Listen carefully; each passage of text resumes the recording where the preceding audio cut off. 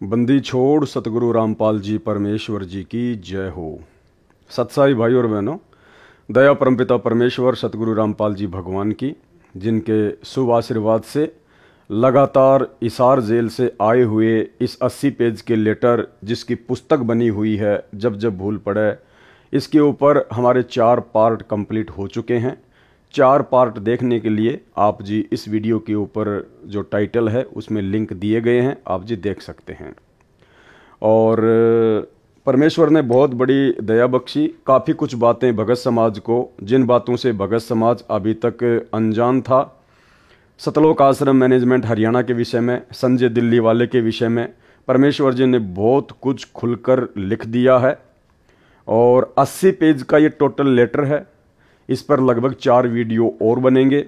तो भाई और बहनों, आज हम 40 से लेकर 50 पेज तक पढ़ेंगे और 40 से 50 के बीच में परमात्मा ने संजय दिल्ली वाले के अज्ञान और पाखंड के ऊपर गीता जी से बहुत सारे श्लोकों को लेकर उनका खंडन किया है, उसकी झूठ का पर्दाफाश किया है। तो जहाँ जहाँ आवश्यकता होगी दास आपको विश्लेषण करके समझाएगा, अन्यथा दास आपका कीमती समय बर्बाद नहीं करेगा। जैसे परमेश्वर जी ने लिखा हुआ है वैसे ही दास आपको पढ़ाकर सुनाएगा। और जहाँ आवश्यकता पड़ेगी, क्योंकि 2-3 पॉइंट ऐसे हैं इन 10 पेज के अंदर जो कि बहुत ही ज़्यादा इम्पोर्टेंट हैं, तो आप सभी भाई बहन बड़े ध्यान से इस वीडियो को देखिएगा। परमात्मा दया करेंगे, बहुत सारी चीज़ें हमारे समझ में आएंगी। तो 40 पेज हमारे कंप्लीट हो चुके थे। आज हम चलेंगे पेज नंबर 41 पर। संत गरीबदास जी ने कहा है कि गरीब मुल्ला माया मग में बैठी हंसा चुन चुन खाई, ज्योति स्वरूपी कहे निरंजन में ही करता भाई। एक न करता दो न करता नो ठहराए भाई, 10वां भी दूंदर में मिलेगा सत्य कबीर दुहाई। तो परमेश्वर कबीर जी ने अर्थात सतगुरु रामपाल जी परमेश्वर जी ने काल से क्या कहा, मैं तेरी असलियत बताऊंगा, कबीर नाम से यथार्थ भक्ति मार्ग पंथ चलाऊंगा, सत्य पुरुष का ज्ञान प्रचार करूंगा। कबीर परमेश्वर जी उस समय अपने पुत्र सहजदास के वेश में थे। कबीर जी कभी अपने पुत्र जोगजित यानी योग संतान के रूप में भी काल ज्योति निरंजन के लोक में आते हैं, इसलिए अपने को छुपाकर लीला किया करते हैं। सब जीव उस सत्य पुरुष की आत्मा है। यहाँ तूने उन सब को कुत्ते गधे सुअर आदि बनाकर माँ कष्ट दे रखा है। इनको सुख सागर शतलोक का ज्ञान बताऊंगा, निज नाम देकर तेरे जाल से मुक्त कराऊंगा। तब काल ने मेरे से कहा था कि यदि तू एक कबीर पंथ चलाएगा, मैं अपने दूत भेजकर 12 नकली कबीर पंथ चलाऊंगा। इनके अतिरिक्त और अनेक नकली पंथ अपने दूत भेजकर चलाऊंगा। सब जीवों को भरमाऊंगा। वे वाणी तो आप वाली कहा करेंगे, परंतु अर्थ गलत करके मेरे जाल में जीवों को रखेंगे। हे धर्मदास, मेरे पृथ्वी पर आने के पश्चात ज्योति निरंजन काल ने अपने प्रमुख दूतों को बुलाया तथा कहा कि मेरा दुश्मन कबीर मृत्यु लोक अर्थात पृथ्वी लोक पर गया है। वह कबीर नाम से पंथ चलाएगा।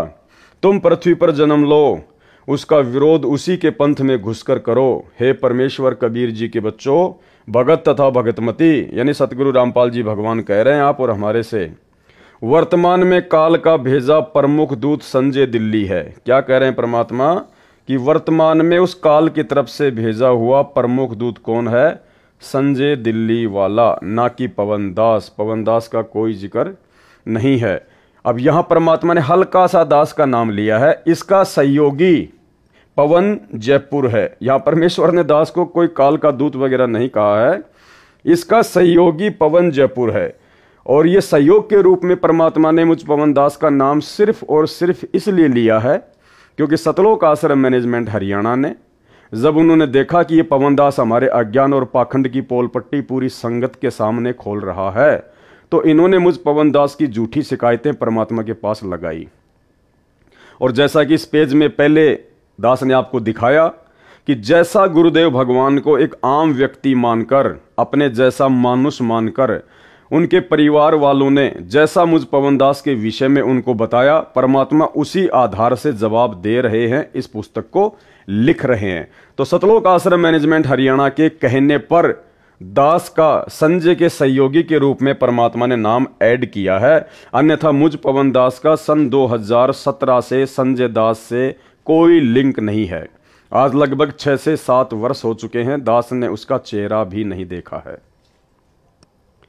तथा मेरी संगत के वे भगत व भगतमती भी काल प्रेरित हैं, जो इस झूठे कपटी तत्व ज्ञानहीन प्राणी दूत संजय के साथ लगे हैं, ना कि पवन दास के साथ लगे हैं, जो इतना समझाने के पश्चात भी नाम शुद्ध नहीं करवाएंगे, माफी नहीं मांगेंगे। वे भी काल के दूत ही हैं। जो वापस आकर माफी मांगकर नाम शुद्ध करवा लेंगे, वे परमेश्वर कबीर जी के हंस व हंसनी हैं, यानी भगत आत्माएं हैं। यदि उन भगतों व भगतमतियों को काल के दूत वाली झूठी बातों पर विश्वास है कि दान का पैसा सही उपयोग नहीं हो रहा है, तो वे अपना नाम शुद्ध करवाकर भक्ति करें। अब यहां पर गुरुदेव भगवान ने संजय दिल्ली वाले को आधार बनाकर, क्योंकि ये 80 पेज का लेटर खाली संजय दिल्ली वाले के ऊपर ही नहीं भेजा है परमात्मा ने, संजय दिल्ली वाले के कुकर्मों को और अज्ञान को आधार बनाकर परमात्मा ने अपने ही कलयुगी परिवार अर्थात सतलोक आश्रम मैनेजमेंट हरियाणा की भी पोल पट्टी संगत के सामने खोलनी थी। तो परमेश्वर अब दान के विषय में क्या कहने जा रहे हैं। जो भगत समाज आश्रमों से जुड़ा हुआ है और जो अंधा होकर ज्योति पाठ और दान का पैसा उन कुपात्रों को, गुरुदेव के कलयुगी बेटा बेटी भाई बंधु रिश्तेदारों को, सतलोक आश्रम मैनेजमेंट हरियाणा वालों को दे रहा है और अपने कर्म फोड़ रहा है, उनके लिए परमात्मा यहां पर संजय दिल्ली वाले को आधार बनाकर क्या संकेत कर रहे हैं, संगत के लिए परमात्मा का क्या आदेश है। तो गुरुदेव क्या कह रहे हैं कि दान का पैसा सही उपयोग नहीं हो रहा है तो वे नाम शुद्ध करवाकर भक्ति करें, दान ना करें, क्योंकि ये सत्य है। दान रूप में चाहे 1 रुपया हो चाहे लाख रुपया हो, भक्ति का विधान यही कहता है कि दान केवल भगत ने अपने सुपात्र सतगुरुदेव भगवान के हाथों में ही देना होता है, क्योंकि 21 ब्रह्मांड में सतगुरु के अलावा कोई भी सुपात्र नहीं है। तो ये सर्व संगत के लिए परमात्मा का संकेत है, आदेश है। इस पुस्तक जब जब भूल पड़े के माध्यम से हिसार जेल से सतगुरु रामपाल जी भगवान का, दान ना करें, जो भी दान करना है उस पैसे को अलग रखते रहो। यानी आपके मन में अगर दान करने की इच्छा होती है तो आप जी परमात्मा को संकल्प कर लो, अपने घर पर जहां भी आपने परमात्मा का दरबार लगा रखा है, आप वहां पर परमात्मा को संकल्प कर लो कि हे परमपिता परमेश्वर, सारी सृष्टि के रचनहार सतगुरु रामपाल जी परमेश्वर, आपका दास या दासी आप जी को ज्योति का संकल्प करता है या पाठ प्रकाश का संकल्प करता है, या परमात्मा ये 50,000 रुपये या 5,000 रुपये दास आपको संकल्प करता है, परमेश्वर आप जी इसको स्वीकार करें। और जब आप हिसार जेल से किसी भी आश्रम में या कहीं भी बाहर आओगे, परमात्मा उस समय ये संकल्प किया हुआ दान आप सुपात्र सतगुरुदेव भगवान के कर कमलों में सौंप दूंगा। तो परमेश्वर का भक्ति विधान कहता है कि साधु भूखा भाव का, धन का भूखा नहीं, और जो कोई धन का भूखा वो साधु भी नहीं। और वर्तमान में परमात्मा को किसी के पैसे की आवश्यकता भी नहीं है, क्योंकि पिछले 9 साल से गुरुदेव भगवान शारीरिक रूप से हिसार जेल में हैं। उनको केवल 2 टाइम की रोटी और 2 जोड़ी कपड़े जो प्रशासन उपलब्ध करवाता है, उनके पास आपके दान की एक फूटी कोड़ी भी नहीं जा रही है। आपके दान का सरेआम दुरुपयोग राजनीति में, आरक्षणबाजी में, गुंडों की सीबीआई जांच करवाने में, धनाना गांव में बैडमिंटन का स्टेडियम बनाने में, गांव वालों के लिए बसें एम्बुलेंस चलाने में, रोड़े बनाने में, धनाना आश्रम में फालतू में हॉस्पिटल बनाने में, यानी तरह तरह के कुकर्मों में गुरुदेव का काल एजेंट कलयुगी परिवार वर्तमान में आपके द्वारा दिए गए ज्योति पाठ या अन्य दान का दुरुपयोग ही कर रहा है। तो परमेश्वर जी ने, सतगुरु रामपाल जी भगवान ने संजय दिल्ली वाले को आधार बनाकर अपनी पूरी संगत को यह निर्देशित कर दिया है, आदेश दे दिया है, उनको एक रास्ता बता दिया है कि आप वर्तमान में सतलोक आश्रम मैनेजमेंट हरियाणा को दान ना करें। देखो भाइयों और बहनों, बहुत सारी शंकाएं आपके मन में हो सकती हैं। कि हम तो जो गुरुजी के हिसार जेल से ऑडियो आते हैं, वीडियो कॉल आती हैं, उनमें तो गुरुजी कहते हैं कि बच्चों खुल के दान करो, खुल के दान करो। देखो भाई और बहनों, परमात्मा एक तीर से अनेकों शिकार करते हैं। जो नादान संगत है, जो भोली संगत है, जो तत्व ज्ञान से फिलहाल अपरिचित संगत है, जो परमात्मा के मिशन से अपरिचित है, परमात्मा ने उनको एक जगह जोड़कर भी रखना है। अगर वे आत्माएं आश्रमों में नहीं आएंगी, नहीं जाएंगी, क्योंकि साध संगति की उनको जानकारी नहीं है।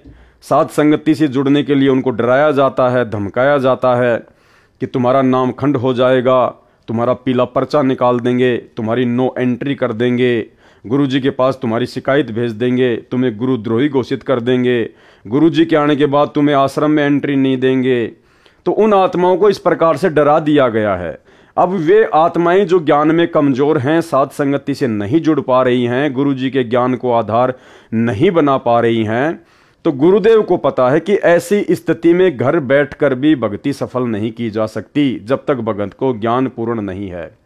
तो परमेश्वर ने उनको आश्रमों से जोड़ के भी रखना है ताकि वो आते रहें, जाते रहें, भक्ति मार्ग से जुड़े रहें, अन्यथा वो दूसरे पंथों में जाकर अपना सब कुछ बर्बाद कर देंगे। दूसरा, परमात्मा ने थोड़ा बहुत ज्ञान प्रचार भी इन लोगों के माध्यम से करवाना है, सतलोक आश्रम मैनेजमेंट हरियाणा के माध्यम से। अन्यथा भाई और बहनों, आपने कहानी सुनी होगी जो परमात्मा अक्सर अपने सत्संगों में बताते हैं कि एक शिष्य था, उसके गुरु ने उसको एक सिद्धि करवा दी और गुरु ने कहा कि बेटा मेरी गैर हाजिरी में इस सिद्धि का प्रयोग मत करना। गुरु कुछ दिन के लिए बाहर चला गया। पीछे से चेले ने देखा कि भाई सारा काम मुझे करना पड़ रहा है, गुरुजी ने मुझे एक सिद्धि करवाई थी, क्यों ना मैं उस सिद्धि का प्रयोग करूं। उसने सिद्धि का प्रयोग किया, तुरंत वहां पर एक जो है वो जिन्न प्रकट हो गया और जिन्न ने कहा कि भाई मुझे काम बता, अगर काम नहीं बताएगा तो मैं तेरी गर्दन मरोड़ूंगा। तो उसने काम बताया कि गांव से जाके आटा लिया, वो फटाफट आटा मांग के ले आया, लकड़ी इकट्ठी करके ले आ, लकड़ी ले आ, रोटी बना, रोटी बना दी, झाड़ू निकाल दी। अब उसने देखा भाई इसको क्या काम बताऊं, और वो बोला मुझे काम पे लगा के रखना, अगर मुझे तूने फ्री छोड़ दिया तो मैं तेरी गर्दन मरोड़ूंगा। अब चेलाराम बड़ा दुखी, बड़ा परेशान हो गया, रो रो के गुरुजी को याद करने लगा कि आज ये मुझे मारेगा। इतने में गुरुजी उसको आते हुए दिखाई दिए। चेलाराम दौड़ के गया, गुरुजी के चरणों में गिर गया, रोने लगा। बोला भाई क्या हुआ? बोला गुरुजी बस पूछो मत, क्या हुआ? बोला तूने वो सिद्धि यूज कर ली क्या? बोले हाँ गुरुजी। अरे बोला नालायक, मैंने तुझे मना किया था ना कि मेरी एब्सेंस में सिद्धि यूज मत करना। क्या हुआ? गुरुजी ऐसे ऐसे उसने सारा काम कर दिया। अब वो कह रहा है कि मुझे काम बता, नहीं तो मैं तेरी गर्दन मरोड़ूंगा। तो गुरुदेव ने कहा कि चल उसको ऐसा बोल कि वो एक लंबा सा बांस लेके आ जाए। तो उसने कहा कि भाई तू एक लंबा सा बांस लेके आ जा। वो फटाफट एक बांस लेके आ गया। अब इसको ये बोल कि जमीन में इसको गाड़ दे बांस को। उसने फटाफट खोद के गड्ढा और जमीन में बांस को गाड़ दिया। फिर गुरुदेव ने कहा कि अब इसको बोल कि इस बांस के ऊपर चढ़ और उतर, जब तक मैं तुझे दूसरा काम ना बताऊं तब तक तू इस बांस के ऊपर चढ़ेगा और उतरेगा और चढ़ेगा उतरेगा, यही काम तू करता रहे। तो उसने ऐसा ही किया, जिन अपने काम पे लग गया और चेले राम की जान बच गई। तो भाइयों और बहनों, ये जो सतलोक आश्रम मैनेजमेंट हरियाणा है ना, ये है जिन्न, ये भगत नहीं है। भक्ति के तो आसपास भी नहीं है ये लोग। गुरुदेव भगवान को पता है कि ये जिन्न हैं, ये भूत हैं, ये काल के एजेंट हैं। भक्ति तो इनसे हो नहीं सकती, अच्छे कर्म तो इनसे हो नहीं सकते। इनको यदि किसी ने किसी काम पर लगाकर नहीं रखा तो ये और ज्यादा अपने कर्म बिगाड़ेंगे, मेरी संगत की भी ऐसी की तैसी करेंगे। तो परमेश्वर ने इनको एक प्रकार से ज्ञान प्रचार की सेवा दे दी कि तुम्हारे बस का केवल यही है और भक्ति वक्ति तुम्हारे बस की बात नहीं है। तुम ये भंडारे करते रहो, संगत को जोड़े रखो, और जो तुम्हारी हार्दिक इच्छा थी माया की, धन प्राप्ति की, जिसके लिए तुम भक्ति कर रहे थे, अपने गुरुजी से जुड़े हुए थे, तो खोलो आश्रम, बनाओ आश्रम, लगाओ इन पत्थरों में पैसा। तुम और संगत दोनों इसी प्रकार से आपस में जुड़े रहो। अगर परमात्मा इनको इस प्रकार की छोटी मोटी सेवाएं ना देते, हालांकि गुरुदेव ने इनको ये आश्रम बनाने की सेवा अपनी तरफ से नहीं दी, इन काल एजेंटों ने गुरुजी को जेल में जाके सलाह दी। तब गुरुजी को तो मालूम था इन सब बातों का कि ये तो जिन है, यदि इनको किसी न किसी काम पे नहीं लगा के रखा तो ये तो संगत का सत्यानाश कर देंगे। और मेरी संगत जो अभी अज्ञान है, तत्व ज्ञान से अपरिचित है, ये दूसरे पंथों में जाके अपने कर्म फोड़ेगी। इससे अच्छा है कि मेरे पंथ में, इन्हीं आश्रमों में मर्यादा तोड़कर भी पड़े रहेंगे तो कम से कम मेरे चरणों में तो रहेंगे, आज नहीं तो कल ठोकर खाकर फिर वापस लाइन पर आ जाएंगे। तो भाई और बहनों, पूरी राम कहानी ये है। इसलिए परमात्मा ने सतलोक आश्रम मैनेजमेंट हरियाणा को इस प्रकार से आश्रम वगैरह बनाने की छूट दे रखी है और ज्ञान प्रचार के माध्यम से इनके थोड़े बहुत जो कर्म है वो जो है बनते रहें। तो अब परमात्मा इस 80 पेज के लेटर के माध्यम से जो समझदार आत्माएं होंगी, सतलोक आश्रम मैनेजमेंट हरियाणा के पीछे जुड़ी हुई लाखों की संगत में जो कुछ एक समझदार भगत आत्माएं होंगी, जिनको थोड़ा बहुत गुरुदेव का ज्ञान समझ में आना लगा होगा, अब वो आत्माएं समझ जाएंगी इस 80 पेज के लेटर को पढ़कर कि हां, गुरुदेव भगवान संजय दिल्ली वाले को आधार बनाकर और अपनी पूरी संगत को क्या संदेशा देना चाह रहे हैं। तो परमेश्वर कह रहे हैं कि दान ना करें, जो भी दान करना है उस पैसे को अलग रखते रहो। ज्योति स्वयं जलाओ। परमात्मा कह रहे हैं ज्योति अपने घर पे जलाओ ना। अरे तुम ज्योति के 2100 रुपए सतलोक आश्रमों में जाकर जमा करवाते हो और मान लीजिए वो तुम्हारी ज्योति जला रहे हैं, तो वो कितना घी जलाएंगे? 1.25 किलो घी।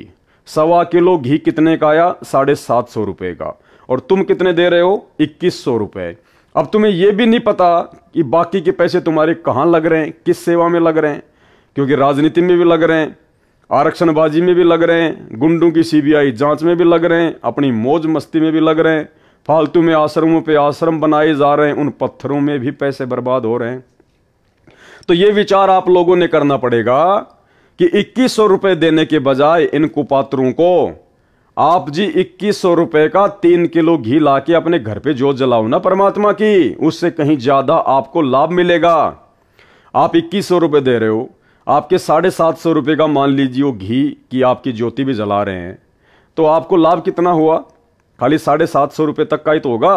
और वो भी कन्फर्म नहीं है, वो भी कन्फर्म नहीं है कि आपके 750 रुपए का घी जलाया जा रहा होगा। तो इससे तो अच्छा है ना आप अपने घर पर घी लाकर परमात्मा के आदेश अनुसार, क्योंकि गुरुदेव का आदेश है कि ज्योति जलाओ, चाहे अखंड जलाओ। गुरुदेव कह रहे हैं चाहे कितना ही घी डालो, चाहे दिन में 1 किलो घी जलाओ, अखंड जलाओ, चलने दो 24 घंटे। जब दास बड़ी जेल से आए, यानी जब सतगुरु रामपाल जी भगवान हिसार जेल से बाहर आए, तब सारा पैसा दान कर देना, उस समय अपने गुरुजी के हाथों में दे देना वो पैसा। परंतु कुपात्र को दान देना तो कुछ लाभ नहीं मिलेगा, परंतु कुपात्र को दिए गए दान का कुछ भी लाभ नहीं मिलेगा। और यह सतलोक आश्रम मैनेजमेंट हरियाणा कुपात्र है, संजय दिल्ली वाला कुपात्र है, और मैं पवन दास ज्योति तथा पाठ का पैसा किसी से लेता नहीं। तो भाई और बहनों, अपना पैसा संकल्प करके अपने घर पर रखिए, परमात्मा की ज्योति का घी जलाओ, अखंड जलाओ, मालिक का आदेश आ गया है। और जितना भी आपको दान करना है गुरुदेव को संकल्प कर लो, साधु भूखा भाव का धन का भूखा नाई। उसी समय आपका पैसा गुरुजी के पास में पहुंच जाता है। बाकी जो कागज के टुकड़े हैं वो परमात्मा आने के बाद में ले लेंगे। तो स्पष्ट आदेश है सतगुरु रामपाल जी भगवान का। देखो भाई और बहनों, ये परमात्मा है और इस समय गुरुदेव भगवान को अच्छे से पता है कि मेरी संगत के ऊपर काल का जबरदस्त पहरा है। काल स्वयं तो सबके सामने आता नहीं है, काल अपने एजेंटों के माध्यम से अपना काम करता है। और एजेंट वर्तमान में सतलोक आश्रम मैनेजमेंट हरियाणा बना हुआ है। गुरुजी के बेटा बेटी भाई बंधु रिश्तेदार और ये चंद कोऑर्डिनेटर लोग बने हुए हैं।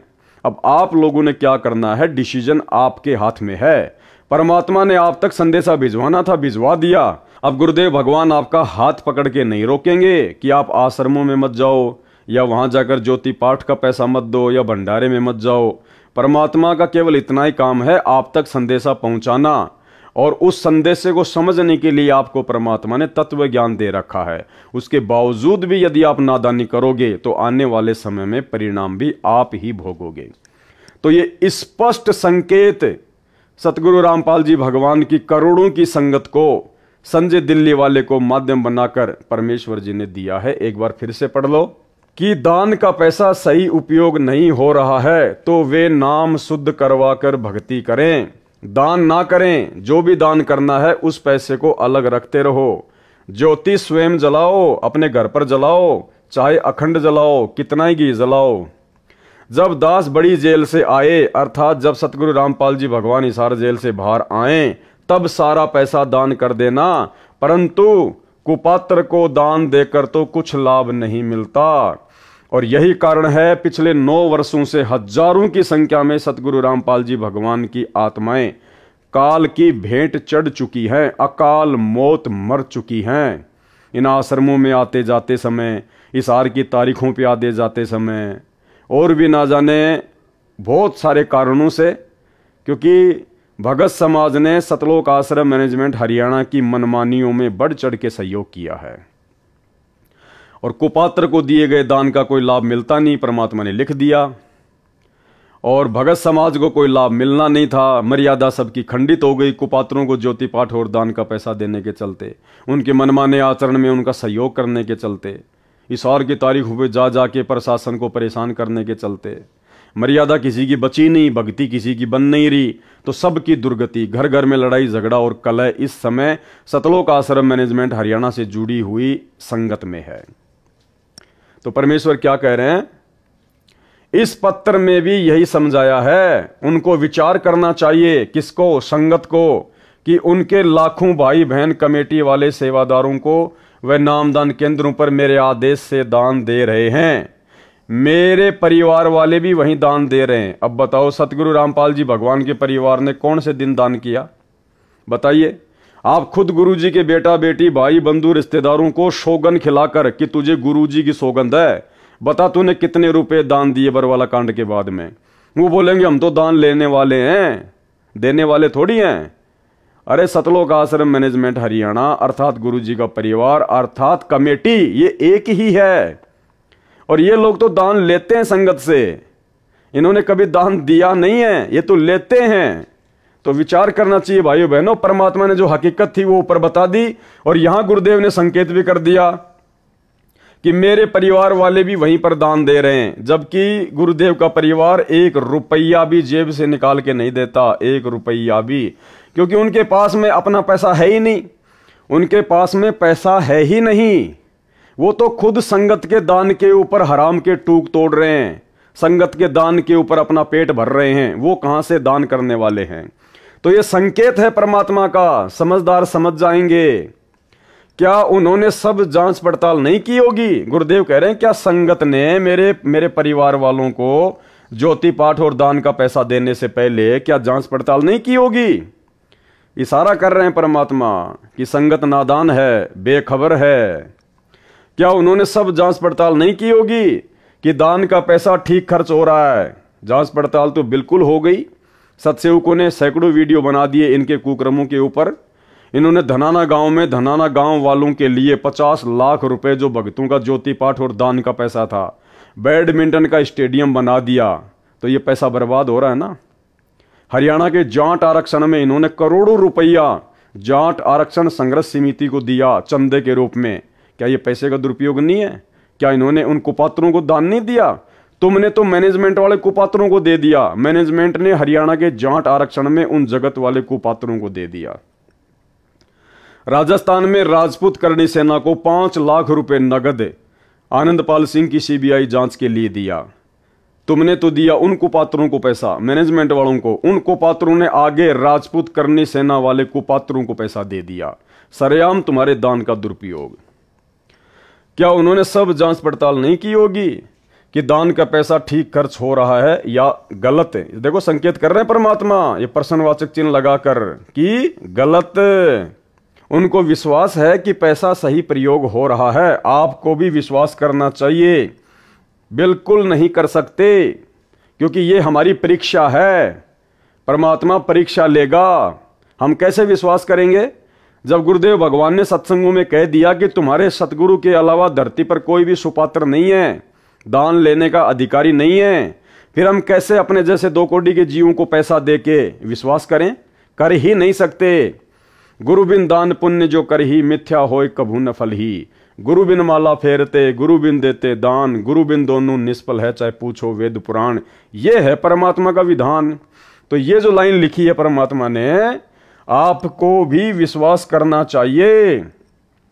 अपने सत्संगों में परमात्मा ने यह कभी नहीं कहा कि आपको अपने जैसे 2 कोड़ी के भक्तों को दान देना चाहिए, या भगत दान लेने के लिए सुपात्र है, या आपको उन पर विश्वास करना चाहिए। ये परमात्मा ने कभी भी अपने सत्संगों में नहीं कहा। इसलिए ये हम भक्तों की परीक्षा है। बात अब ज्योति के 2100 रुपए की करता हूं। कबीर कहे कबीर पुकार के, दोए बात लख ले, एक साहिब की भक्ति व भूखों को कछु दे।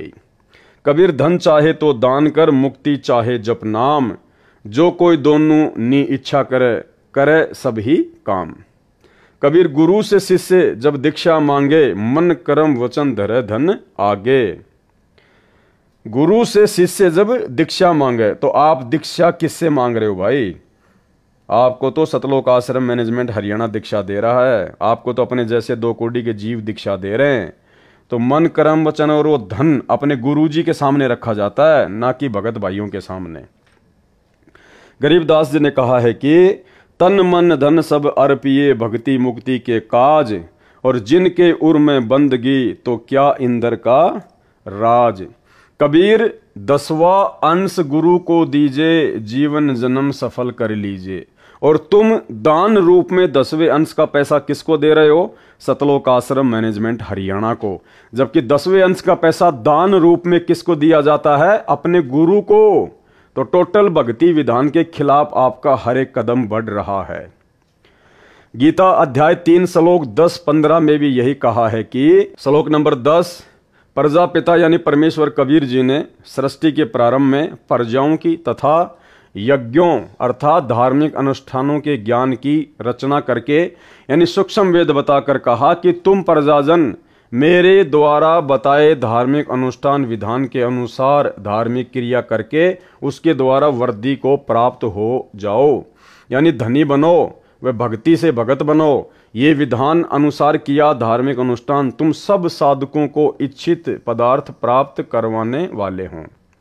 मेरे अतिरिक्त जितने भी गीता के अनुवाद करता हैं, गुरुदेव भगवान कह रहे हैं, मेरे अतिरिक्त जितने भी गीता के अनुवाद करता हैं उन सब ने ब्रह्मा को प्रजापति लिखा है, उनकी बुद्धि काल ने बंद कर रखी है। श्लोक नंबर 11, इस यज्ञ यानी मर्यादा में रहकर किए गए धार्मिक अनुष्ठान द्वारा देवताओं को उन्नत करो। वे देवता तुम सब साधकों स्त्री पुरुष को उन्नत करें, यानी भौतिक व आध्यात्मिक धन के धनी बनाएं। इस प्रकार निस्वार्थ भाव से आपस में एक दूसरे को उन्नत करते हुए तुम सब पर यानी ज्योति निरंजन वाले मोक्ष लाभ से दूसरा जो पूर्ण मोक्ष लाभ है उस कल्याण को प्राप्त हो जाओ।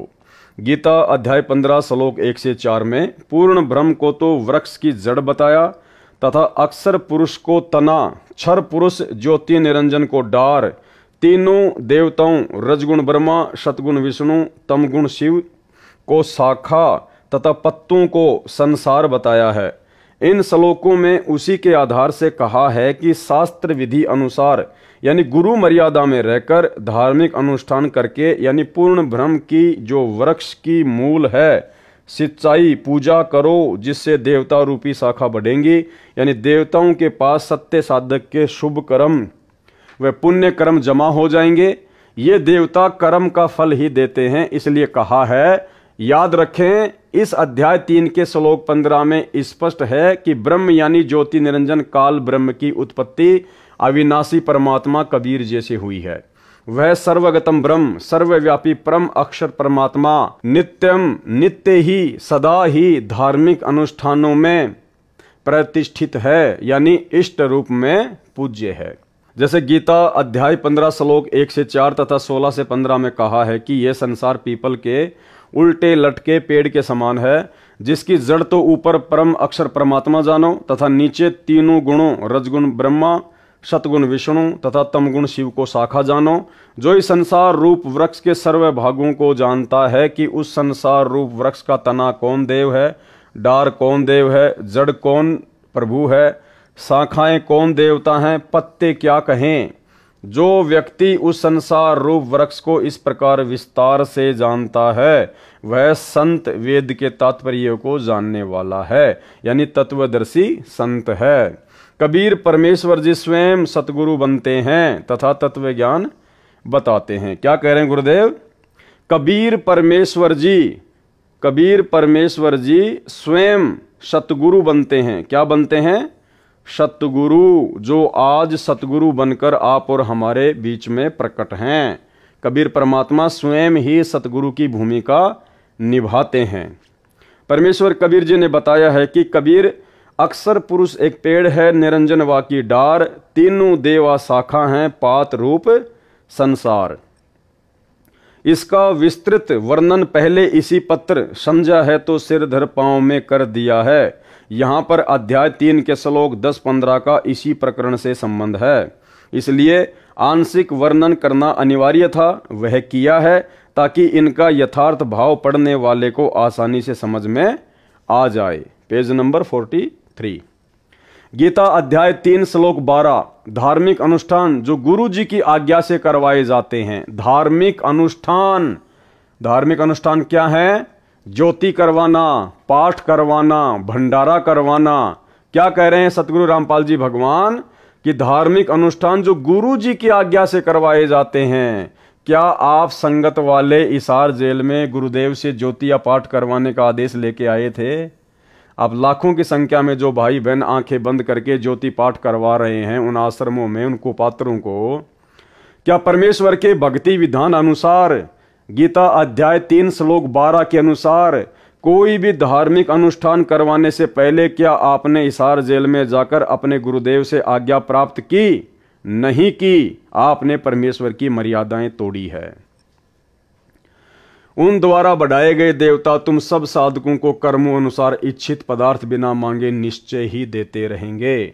उन देवताओं द्वारा किए हुए पदार्थों को जो उनको बिना दिए, यानी 10वां अंश पूर्ण गुरु को दिए बिना स्वयं भोगता है, प्रयोग करता है, वह परमात्मा का चोर बताया है।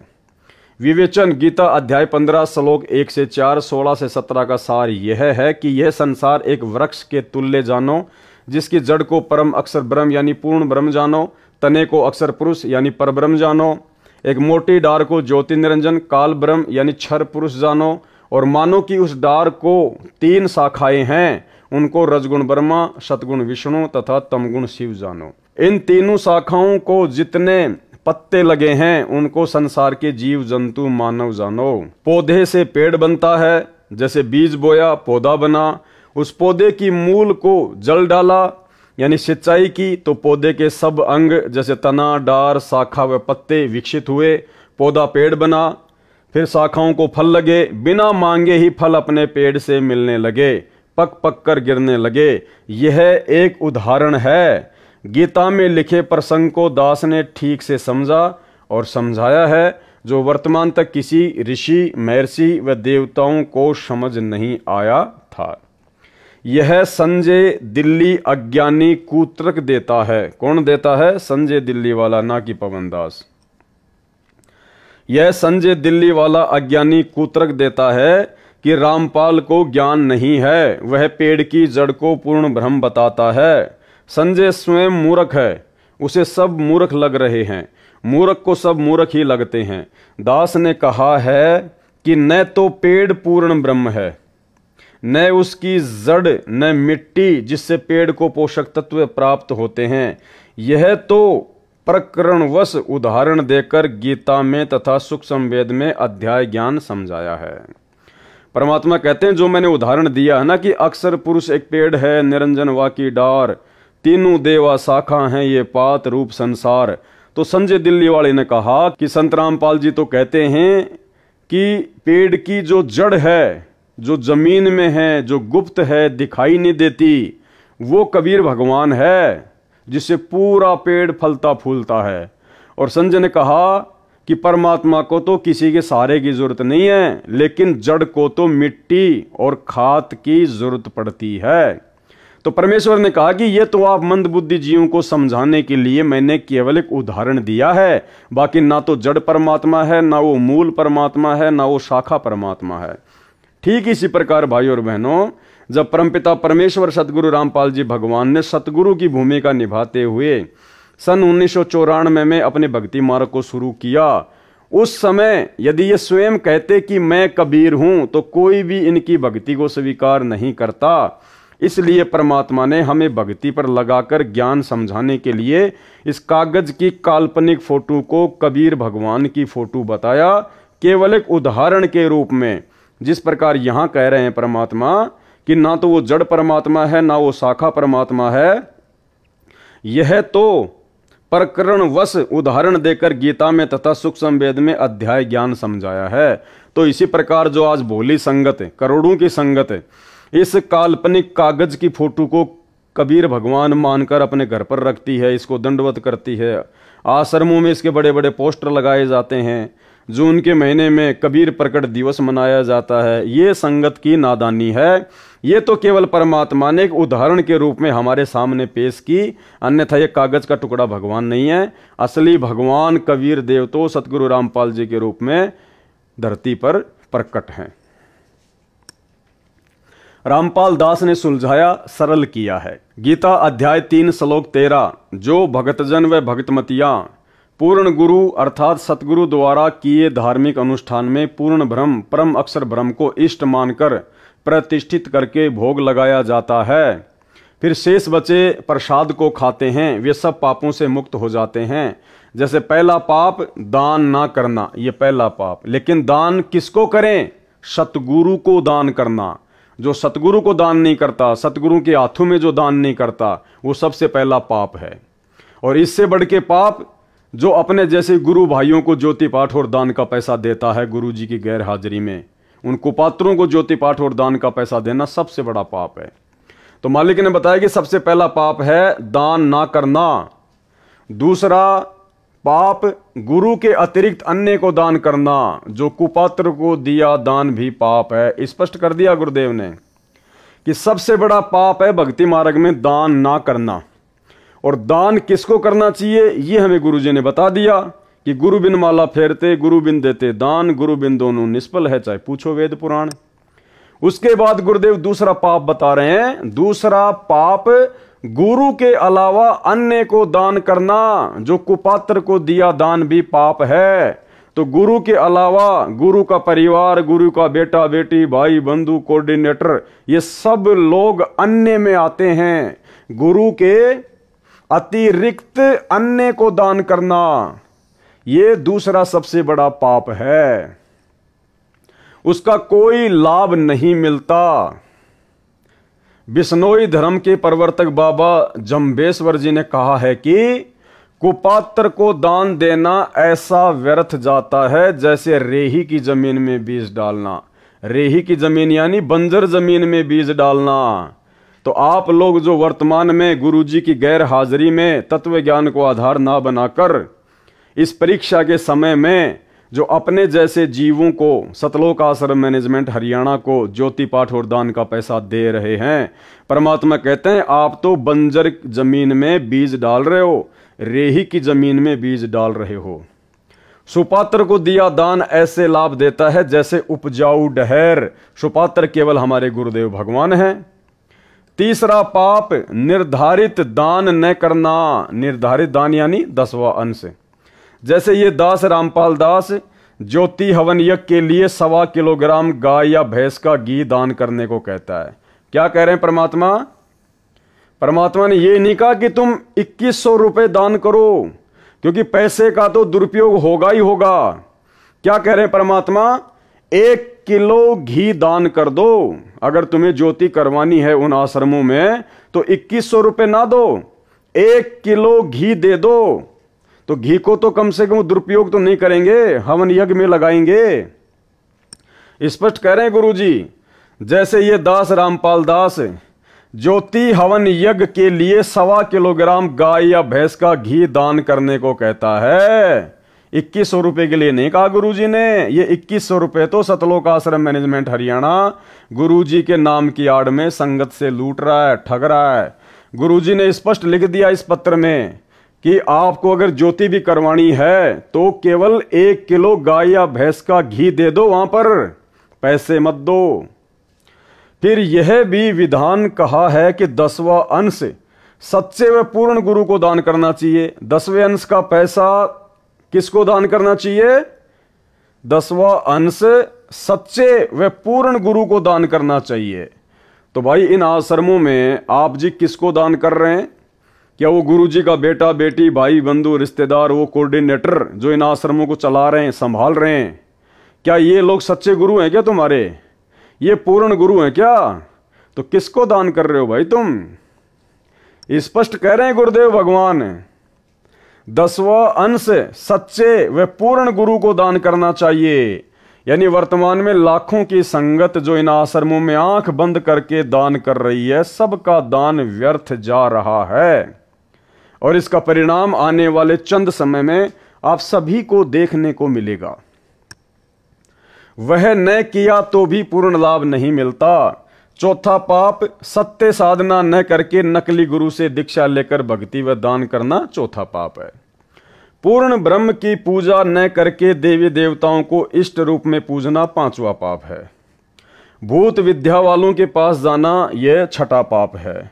तीर्थों पर पूजा के लिए जाना आदि आदि अनेकों पाप हैं। उपरोक्त सब पापों से मुक्ति भक्तों भक्तमतियों को दिलाने के लिए ज्योति यज्ञ के लिए दास रामपाल दास 2100 रुपए दान करने को कहता है। जबकि ऊपर परमात्मा ने स्पष्ट कर दिया कि मैंने कभी नहीं कहा कि आप इन आश्रमों में 2100 रुपया ज्योति का दान करो, क्योंकि यहां तो गुरुजी ने स्पष्ट कर दिया है कि जैसे ये दास रामपाल दास ज्योति हवन यज्ञ के लिए 1.25 किलोग्राम गाय या भैंस का घी दान करने को कहता है। क्या दान करने को कह रहे हैं गुरुजी? केवल घी दान करने को कह रहे हैं 1 किलो। अब ये बात गुरुजी क्यों बोल रहे हैं यहां पर कि जो समझदार होगा वो तो ऊपर मेरी इस बात को आधार बना के समझ जाएगा। आज के बाद इन आश्रमों में जाकर इनको पात्रों को ज्योति पाठ दान का पैसा नहीं देगा, आश्रमों में भी जाना छोड़ देगा, ज्ञान को आधार बनाकर घर को आश्रम बनाकर अपनी भक्ति करेगा, साध संगति से वो जुड़ जाएगा।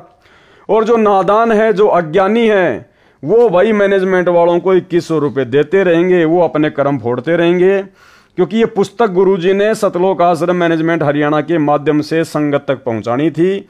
अगर परमात्मा यहां पर 2100 रुपए मैनेजमेंट वालों को देने की बात ना कहें तो ये पुस्तक आप और हमारे तक नहीं आती।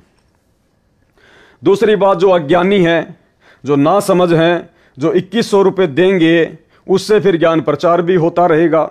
लेकिन जो ज्ञानी आत्मा होंगी वो अपने परमात्मा के संकेत को यही समझ जाएंगी कि देना है तो केवल 1 किलो घी दो। अगर आश्रम वाले मना करते हैं कि नहीं, और यदि आश्रम वाले यदि देना है तो केवल 1 किलो घी दो, और यदि आप घी लेके जाते हैं, आश्रम वाले आपको मना करते हैं कि नहीं हमें तो 2100 रुपए दो, तो उसी समय समझ जाना आपकी कोई ज्योति हवन यज्ञ नहीं करने वाले, केवल इनको माया चाहिए, इनको पैसे चाहिए।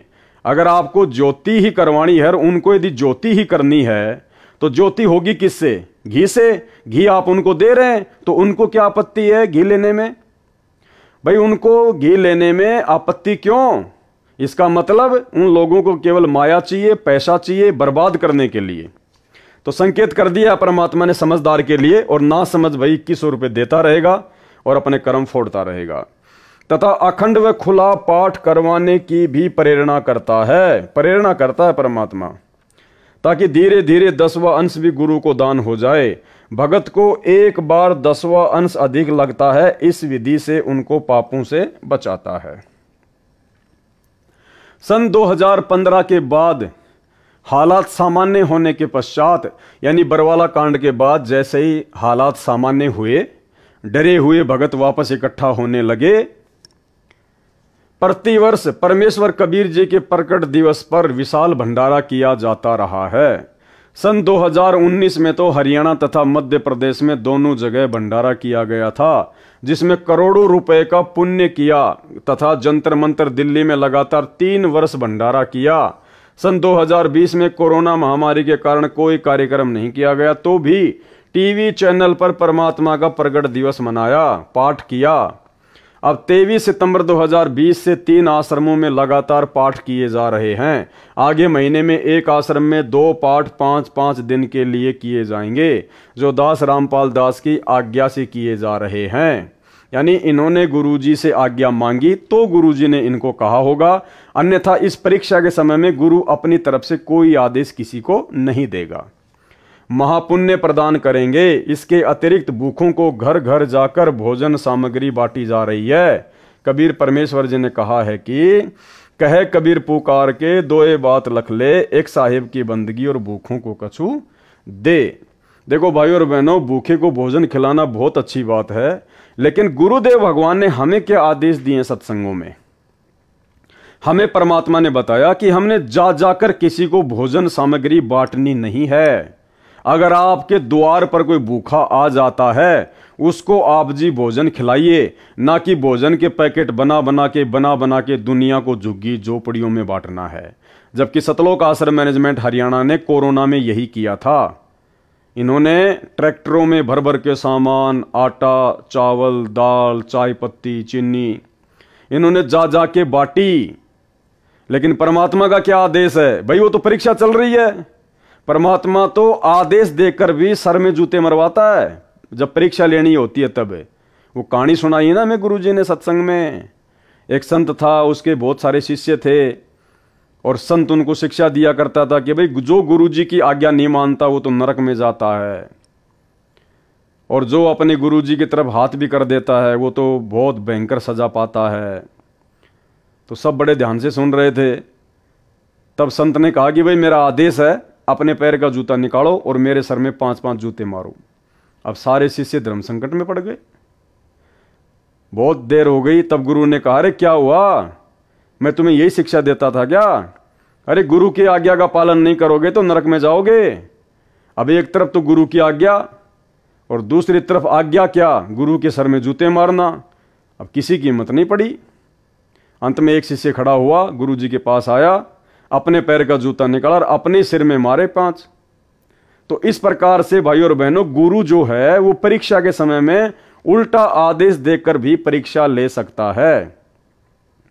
और अगर इनको आदेश सतगुरु रामपाल जी भगवान की ओर से था कोरोना के समय में जा जाकर लोगों को सामग्री बांटने का, तो ये उनकी परीक्षा थी जिसमें वो लोग फेल हो गए।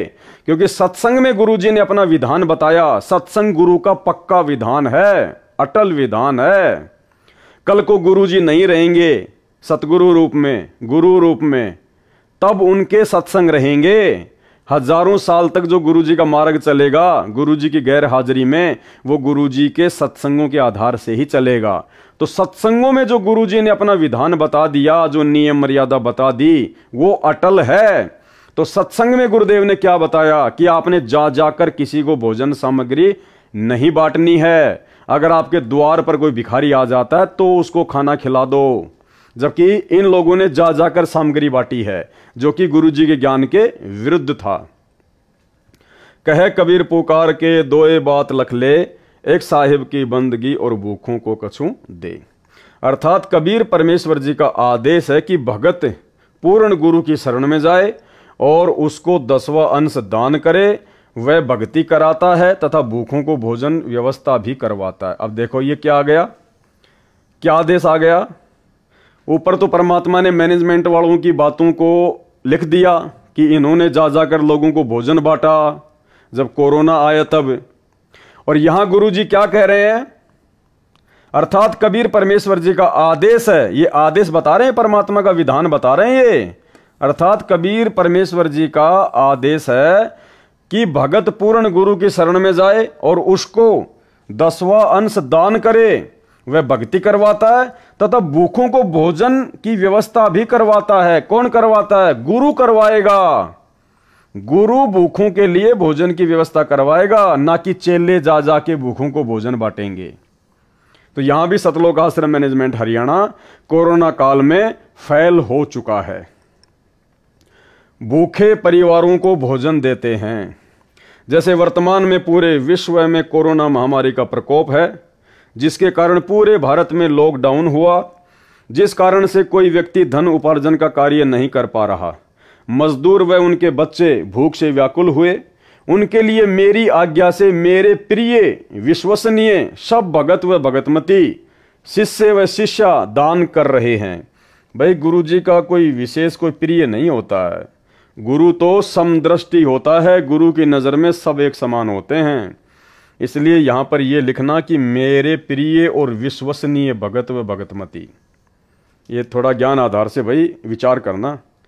मेरी आज्ञा से मेरे द्वारा गठित कमेटी के सदस्य उस दान हुए रुपए से आटा, चावल, दाल, नमक, तेल, छोंक के लिए व अन्य प्रयोग के लिए हल्दी, मसाला, चीनी, चाय पत्ती, साबुन आदि आदि प्रतिदिन प्रयोग में आने वाली आवश्यक खाद्य सामग्री घर घर जाकर मुफ्त बांट रहे हैं।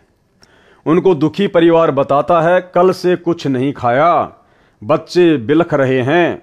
ऐसी आपदा के समय किया गया राहत कार्य सेवादारों को सेवा का लाभ देता है, दानियों को दान का लाभ देता है।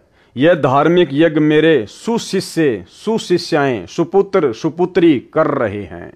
किसी को दवाई नहीं मिल रही है, उसे दवा देते हैं। उन दुखियों की आत्मा दानी व सेवादारों को दुआ देती है। भाई हमें दुआ नहीं चाहिए भाई और बहनों, ये 80 पेज का लेटर है, यहां पर संकेत है। परमात्मा ने हमें बताया कि भक्तों को किसी की दुआ नहीं चाहिए, भक्तों को केवल अपने भगवान की भक्ति करनी है। और यहां क्या कह रहे हैं परमात्मा, उन दुखियों की आत्मा दानी व सेवादारों को दुआ देती है। परमात्मा ऊपर बैठा सबके ऊपर नजर रखे हुए है, अर्थात गुरुदेव संकेत कर रहे हैं कि मैं सब कुछ देख रहा हूं इस आर जेल में बैठ के, इस लेटर में तुम्हारे को संकेत कर रहा हूं। बाकी मैं सब देख रहा था, वहां पे कौन क्या कर रहा था, कौन क्या नहीं कर रहा था। परमात्मा ऊपर बैठा सबके ऊपर नजर रखे हुए हैं कि कौन इस परीक्षा के समय में ज्ञान को आधार बनाकर चल रहे हैं और कौन अपनी मनमानियां कर रहा था। आगे देखिए, संजय साकट दिल्ली तो नीम हकीम खतरा ये जान है, इसको अध्यात्म का कै ख भी ज्ञान नहीं है, बस गुरु बनने की हवस उसे लगी है। किसको लगी है? संजय दिल्ली वाले को, ना कि पवन दास को। यह दास रामपाल दास इसलिए ज्योति यज्ञ के लिए 2100 रुपये दान करने को कहता है। उन रुपयों का 1.25 किलो स्वदेशी घी गाय भैंस का, जो 750 रुपये का मानो, शेष बचे 1350 रुपये। उन रुपयों से धर्म यज्ञ व आश्रम में सत्संग के समय नाम दीक्षा के लिए, जो बाहर से आने वाले भक्तों व भक्तमतियों के लिए आवश्यक वस्तुएं जैसे पंखे, बिछाने के लिए दरी व मैट, आटा, चावल, चीनी, लकड़ी, तेल, गैस आदि आदि में हिस्सा लगाया जाता है। तो भाई फिर अगर आश्रम की सारी व्यवस्था अगर वो ज्योति के बचे हुए पैसों से ही होती है, तो फिर पाठ प्रकाश का 21,000 रुपया फिर वो कहाँ जाता है? लाखों लोग पाठ प्रकाश कराते हैं, 21,000 रुपया देते हैं, फिर वो कौन सी व्यवस्था में लगाया जाता है? जब सारी की सारी व्यवस्था ज्योति के बचे हुए 1350 रुपये से हो रही है, फिर 21,000 रुपये पाठ के किस व्यवस्था में लगाए जा रहे हैं? खुला पाठ 1 लाख रुपए का होता है, वो पैसा किस व्यवस्था में लगाया जा रहा है? खुला दान भी बहुत सारे भगत करते हैं, वो पैसा किस व्यवस्था में लगाया जा रहा है? तो बताइए। तो यहां परमात्मा संकेत कर रहे हैं कि तुम्हारे पैसे का दुरुपयोग हो रहा है। कई करोड़ रुपए की राहत सामग्री सेवादारों ने वितरित कर दी है, दिन रात एक कर रखा है। कई परिवार ऐसे मिले जो बता रहे थे कि कई दिनों से कभी एक समय भोजन खाया, कभी भूखे रहे, ऐसा चल रहा था। यदि आज भोजन नहीं मिलता तो परिवार के सब सदस्य आत्महत्या कर लेते। ऐसे ऐसे महापुण्य के कार्य आप भक्तों व भक्तमतियों के दान से, दास की आज्ञा से आपके भाई बहन सेवादार कर रहे हैं। एक संजय दिल्ली है जो दिन रात ऐसी धर्मात्माओं में दोष निकालता रहता है, भक्तों व दास रामपाल दास की निंदा करता रहता है, अपने कर्म खराब कर रहा है, केवल आश्रम में बनाता है व खाता है, वह भी मनमाना आचरण करके बिना मेरी आज्ञा के करता है और उसे धर्म कहता है। अन्य आपदा जो मुझ रामपाल दास व 1000 अनुयायियों पर नवंबर 2014 में आई, यानी बरवाला कांड, झूठे मुकदमे दर्ज हुए, जेलों में डाले गए, उन सब की न्यायालय में पैरवी के लिए धन की आवश्यकता पड़ी। सारा रुपया आश्रम में रह गया, हमें पकड़कर जेल में डाल दिया। उस समय वकील करने थे, उनकी फीस देनी थी, कुछ ज्ञान के पूरे, गांठ के पूरे धनवान भक्तों ने कहा कि जो भी न्यायालय के राहत पाने के लिए धन की आवश्यकता है वह सब खर्च हम वहन करेंगे। उस समय खराब परिस्थिति थी, दास ने उनसे दान नहीं लिया। जबकि भाई और बहनों, दास के पास में लेटर है, हिसार जेल से भेजा हुआ लेटर बताया जाता है सतलोक आश्रम मैनेजमेंट हरियाणा के द्वारा। उस लेटर में गुरुजी को भिखारी बना दिया गया।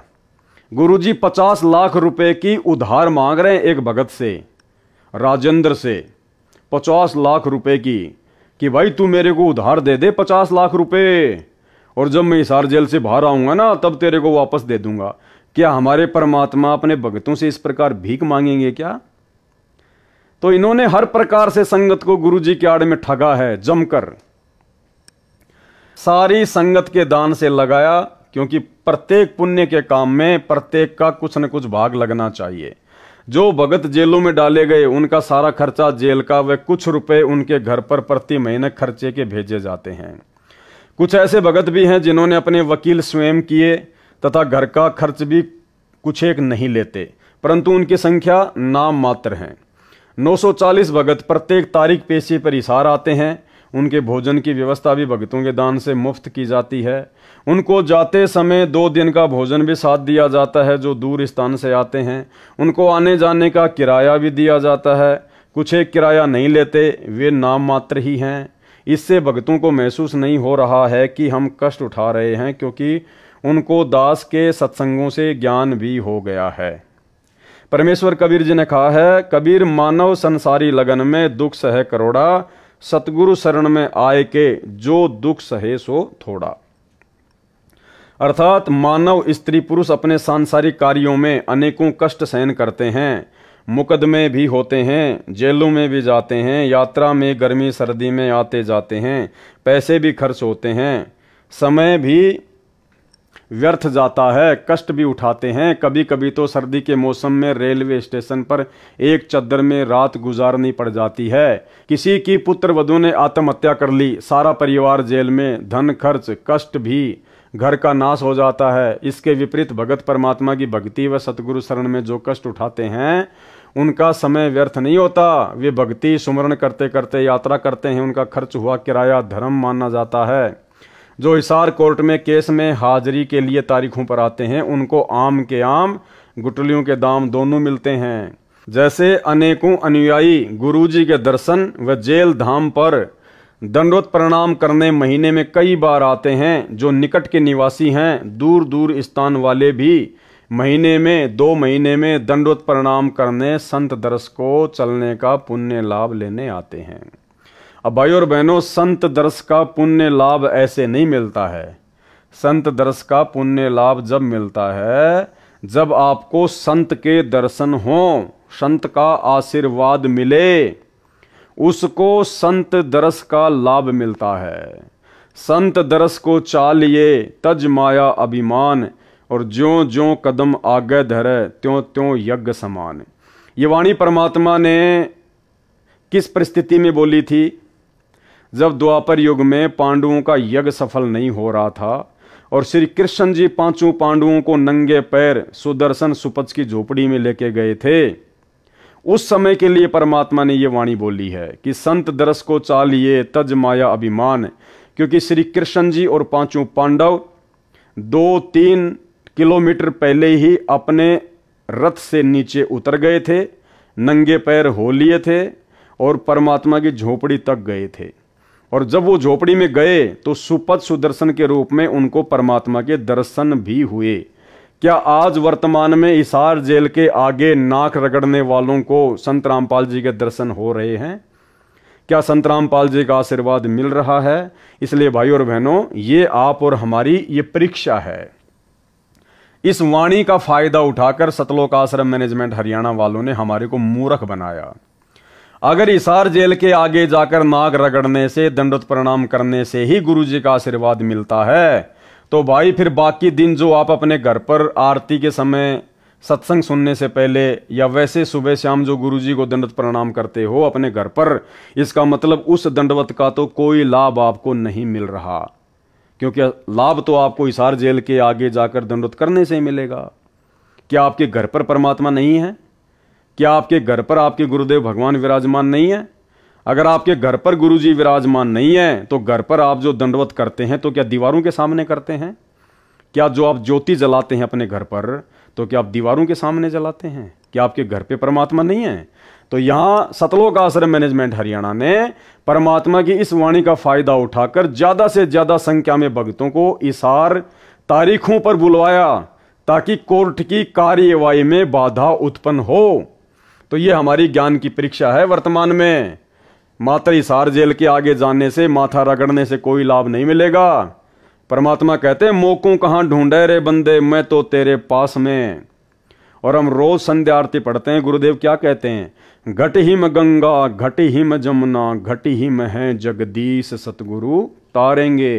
तो जगदीश कौन है? जगदीश है सतगुरु रामपाल जी भगवान, कबीर भगवान। तो जितने भी लोग हिसार की तारीखों पर जाया करते थे वो सब के सब लोग अपनी अज्ञानता को जाहिर किया करते थे। ठीक है, यदि वैसे आपको कोई काम है, आपको हिसार जाना है और यदि आपका जेल से होकर रास्ता है, आपका जेल के आगे से होकर आपको जाना पड़ता है, तो आप जी वहां पर दंडवत कीजिए, कोई दिक्कत नहीं है। लेकिन स्पेशली यदि आप जी दंडवत करने के लिए हिसार जेल जाते हैं तो ये भगत की ज्ञानहीनता है। कबीर संत मिलन को चालिए तज माया अभिमान, जो जो कदम आगे रखे सो सो यज्ञ समान। संत मिलन को चालिए। क्या आपको संत मिलता था? क्या आपको गुरुजी मिलते थे? क्या गुरुजी के आपको दर्शन होते थे हिसार जेल के आगे? नहीं होते थे। तो आपका जाना व्यर्थ, आप व्यर्थ में अपना समय और अपने समाज से बर्बाद किया करते थे। अर्थात कबीर परमेश्वर जी ने कहा है कि हे भगत भगतमती, पूर्ण संत यानी अपने सतगुरु के दर्शन के लिए अपने धन व पद का अभिमान त्याग चलना। ऐसे संत दर्शन के लिए चलते हैं, उनका प्रत्येक कदम एक एक यज्ञ के तुल्य लाभ देता है। उस समय में पैदल यात्रा ही हुआ करती, घोड़े से या रथ आदि से कोई इक्का दुक्का ही भगत संत के पास जाता था। इसलिए कदम की गणना बताई है। वर्तमान में वाहन से ही यात्रा अधिक है, उनको भी कदम के हिसाब से लाभ मिलेगा, क्योंकि आसाम, मध्य प्रदेश, गुजरात, राजस्थान का दूर स्थान, बिहार आदि दूर देश प्रदेश से गाड़ी से आना भी खाला जी का घर नहीं है। हिम्मत है उन पुण्यात्माओं की, वह विशेष कृपा है परमेश्वर कबीर जी की उनके ऊपर, जो ऐसे कलयुग में सब कार्य छोड़कर गुरु दर्शन को चल पड़ते हैं। लेकिन गुरु जी के दर्शन भी तो होने चाहिए, दर्शन भी तो होने चाहिए गुरु जी के। महाराष्ट्र के लातूर जिले से 2 बसें भरकर सतगुरु रामपाल जी भगवान के दर्शन करने के लिए हिसार जा रहे थे। 2018 की घटना है। और राजस्थान के नागौर में सुबह 3 बजे एक गाय की टक्कर लगने से उसका एक्सीडेंट हुआ और 13 भक्तों की ऑन द स्पॉट अकाल मौत हुई, जो लोग हिसार तारीख पर जा रहे थे गुरु जी के दर्शन करने के लिए। तो लाभ के बजाय क्या मिला? पुण्य के बजाय क्या मिला? मौत। क्या परमात्मा को मालूम नहीं था? फिर क्यों परमात्मा ने उनकी आपदा नहीं टाली? भाई वो को शादी में थोड़ी जा रहे थे हिसार, वो तो अपने गुरु जी के दर्शन करने के लिए जा रहे थे। हिसार जेल के आगे माथा रगड़ने के लिए जा रहे थे। फिर क्यों अकाल मौत को प्राप्त हो गए? क्योंकि वो मनमाना आचरण था, मनमाना आचरण। वो वीडियो दास आपको बहुत बार दिखा चुका है, एक बार अब भी दिखा देता हूं ताकि आपको यकीन हो। नमस्कार, वन इंडिया हिंदी में आपका स्वागत है। राजस्थान के नागौर में शनिवार तड़के बड़ा हादसा हो गया। नागौर के कुचामन सिटी के पास 2 मिनी बसें बेकाबू होकर पेड़ से टकरा गई। इस हादसे में 12 लोगों की मौत हो गई, जबकि दर्जन भर लोग घायल हैं। घायलों को स्थानीय अस्पताल में भर्ती कराया गया है। पुलिस के मुताबिक महाराष्ट्र के लातूर और सोलापुर के लोग 2 मिनी बस में सवार होकर हरियाणा के हिसार जा रहे थे। बस किशनगढ़ हनुमानगढ़ मेगा हाईवे से कुचामन सिटी के पास से गुजर रही थी, तभी सामने लावारिस गौवंश आ गए। इन्हें बचाने की कोशिश में एक मिनी बस बेकाबू हो गई और सड़क किनारे खिजड़ी के पेड़ से जा टकराई। उसके पीछे चल रही बस भी बेकाबू हो गई और पेड़ से टकरा गई। वहीं इस दर्दनाक हादसे में एक बच्ची और 4 महिलाओं समेत 12 लोगों की मौत हो गई। वहीं दोनों बसों में सवार यात्रियों में से 10 लोग घायल हैं, जिनमें से 6 की हालत बेहद गंभीर बताई जा रही है। फिलहाल इस खबर में इतना ही। तमाम अपडेट्स के लिए बने रहिए वन इंडिया हिंदी के साथ। तो भाई और बहनों, वीडियो आपने देख लिया। अब आपको यकीन हो जाना चाहिए कि हम जो भक्ति कर रहे हैं वो सत्य पुरुष की भक्ति कर रहे हैं। ये सौद स्वरूपी राम है। ये शरीर तो केवल एक दिखावा है, असल में ये कबीर परमात्मा है, तेज पुंज की देह है। कहे कबीर, सुनो बे साधो, मैं तो हूं विश्वास में। और जिसको विश्वास नहीं है कि गुरुजी मेरे घर पर नहीं है, गुरुजी तो जेल में बैठे हैं, वो सबसे बड़ा अज्ञानी है। मोकू कहां ढूंढे रे बंदे, मैं तो तेरे पास में। न गर्मी देखते हैं न सर्दी देखते हैं, धन्य है उनके माता पिता जिनसे जन्म लिया। धन्य ये भगत भगतमती जिनमें यह प्रबल प्रेरणा बनी है। इनको पूर्ण ज्ञान है। सांसारिक लगन में भी तो अनेकों कष्ट भोगने पड़ते हैं, परमात्मा प्राप्ति के लिए यह कष्ट कुछ भी नहीं है। इनका बेड़ा पार होगा। कुछ पाने के लिए कुछ करना भी पड़ता है। अगर इतना ही पुण्य जबरदस्त भक्तों को हिसार की तारीखों पर जाने से, हिसार जेल के आगे जाकर दंडोत प्रणाम करने से मिलता है, तो भाई पिछले 3 वर्षों से कोरोना के बाद में क्यों एक भी भगत हिसार जेल के आगे नहीं जा रहा? क्यों पहले की तरह संगत को हिसार की तारीख पर जाने के लिए मैसेज नहीं डाला जा रहा? क्या मैनेजमेंट नहीं चाहता कि भक्तों के पुण्य बने, भगत तुरंत सतलोक चले जाएं? तो भाई और बहनों, संकेतों को समझो, परमात्मा के संकेतों को। काल के दूत संजय दिल्ली ने भक्तों को जेल धाम हिसार में आने से रोका। कहा कि हिसार नहीं जाना, मेरे पास आना। यह संगत को उपरोक्त संत मिलन को चलने वाले पुण्य से वंचित करवाकर भक्ति हानि करवाना चाहता था। परंतु दास के आदेश के पश्चात और अधिक संगत हिसार आने लगी, जबकि आदेश किसी ने नहीं सुना गुरु जी का। किसी ने नहीं सुना कि भाई तुम हिसार की तारीखों पे आओ, हिसार की तारीखों पे आओ। जब तक सूरज चांद रहेगा, भक्तों भक्तमतियों तुम्हारा नाम रहेगा। कौन से भगत और भक्तमतियों का? जो ज्ञान को आधार बनाकर चल रहे हैं, उनका इस परीक्षा के समय में।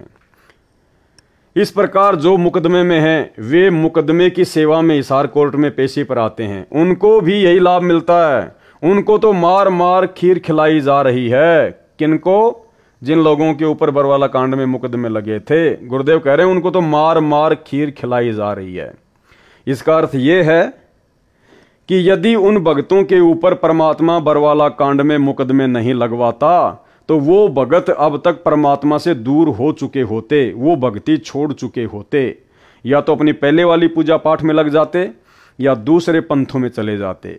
लेकिन अच्छी आत्माएं थी, इसलिए परमात्मा ने उनको अपने चरणों में लगाए रखने के लिए उनके ऊपर मुकदमे लगवाए, ताकि वो मजबूरी वश परमात्मा से जुड़े रहें, अपने गुरुजी से जुड़े रहें। इसलिए परमात्मा कह रहे हैं उनको तो मार मार के खीर खिलाई जा रही है। धन्य भाग है उनका, पूर्ण ज्ञान है उनको भी, नहीं तो विचलित हो जाते। कोई भी टस से मस नहीं हुआ। 1-2 ज्ञान में कच्चे थे, वह उसके संजय दिल्ली के जाल में फंसे हैं, ना कि पवन दास के जाल में। गीता अध्याय 3 श्लोक 14-15 का सरलार्थ। संपूर्ण प्राणी अन्न से उत्पन्न होते हैं, क्योंकि नर मादा से उत्पत्ति उनके शरीर से निकले बीज से होती है। बीज अन्न खाने से बनता है। इसलिए कहा है अन्न की उत्पत्ति वृष्टि बारिश के जल से होती है। पहले समय में सब कृषि बारिश पर निर्भर थी। इसलिए कहा है बारिश यज्ञ धार्मिक अनुष्ठान जो विधि विधान से किया जाता है उससे होती है।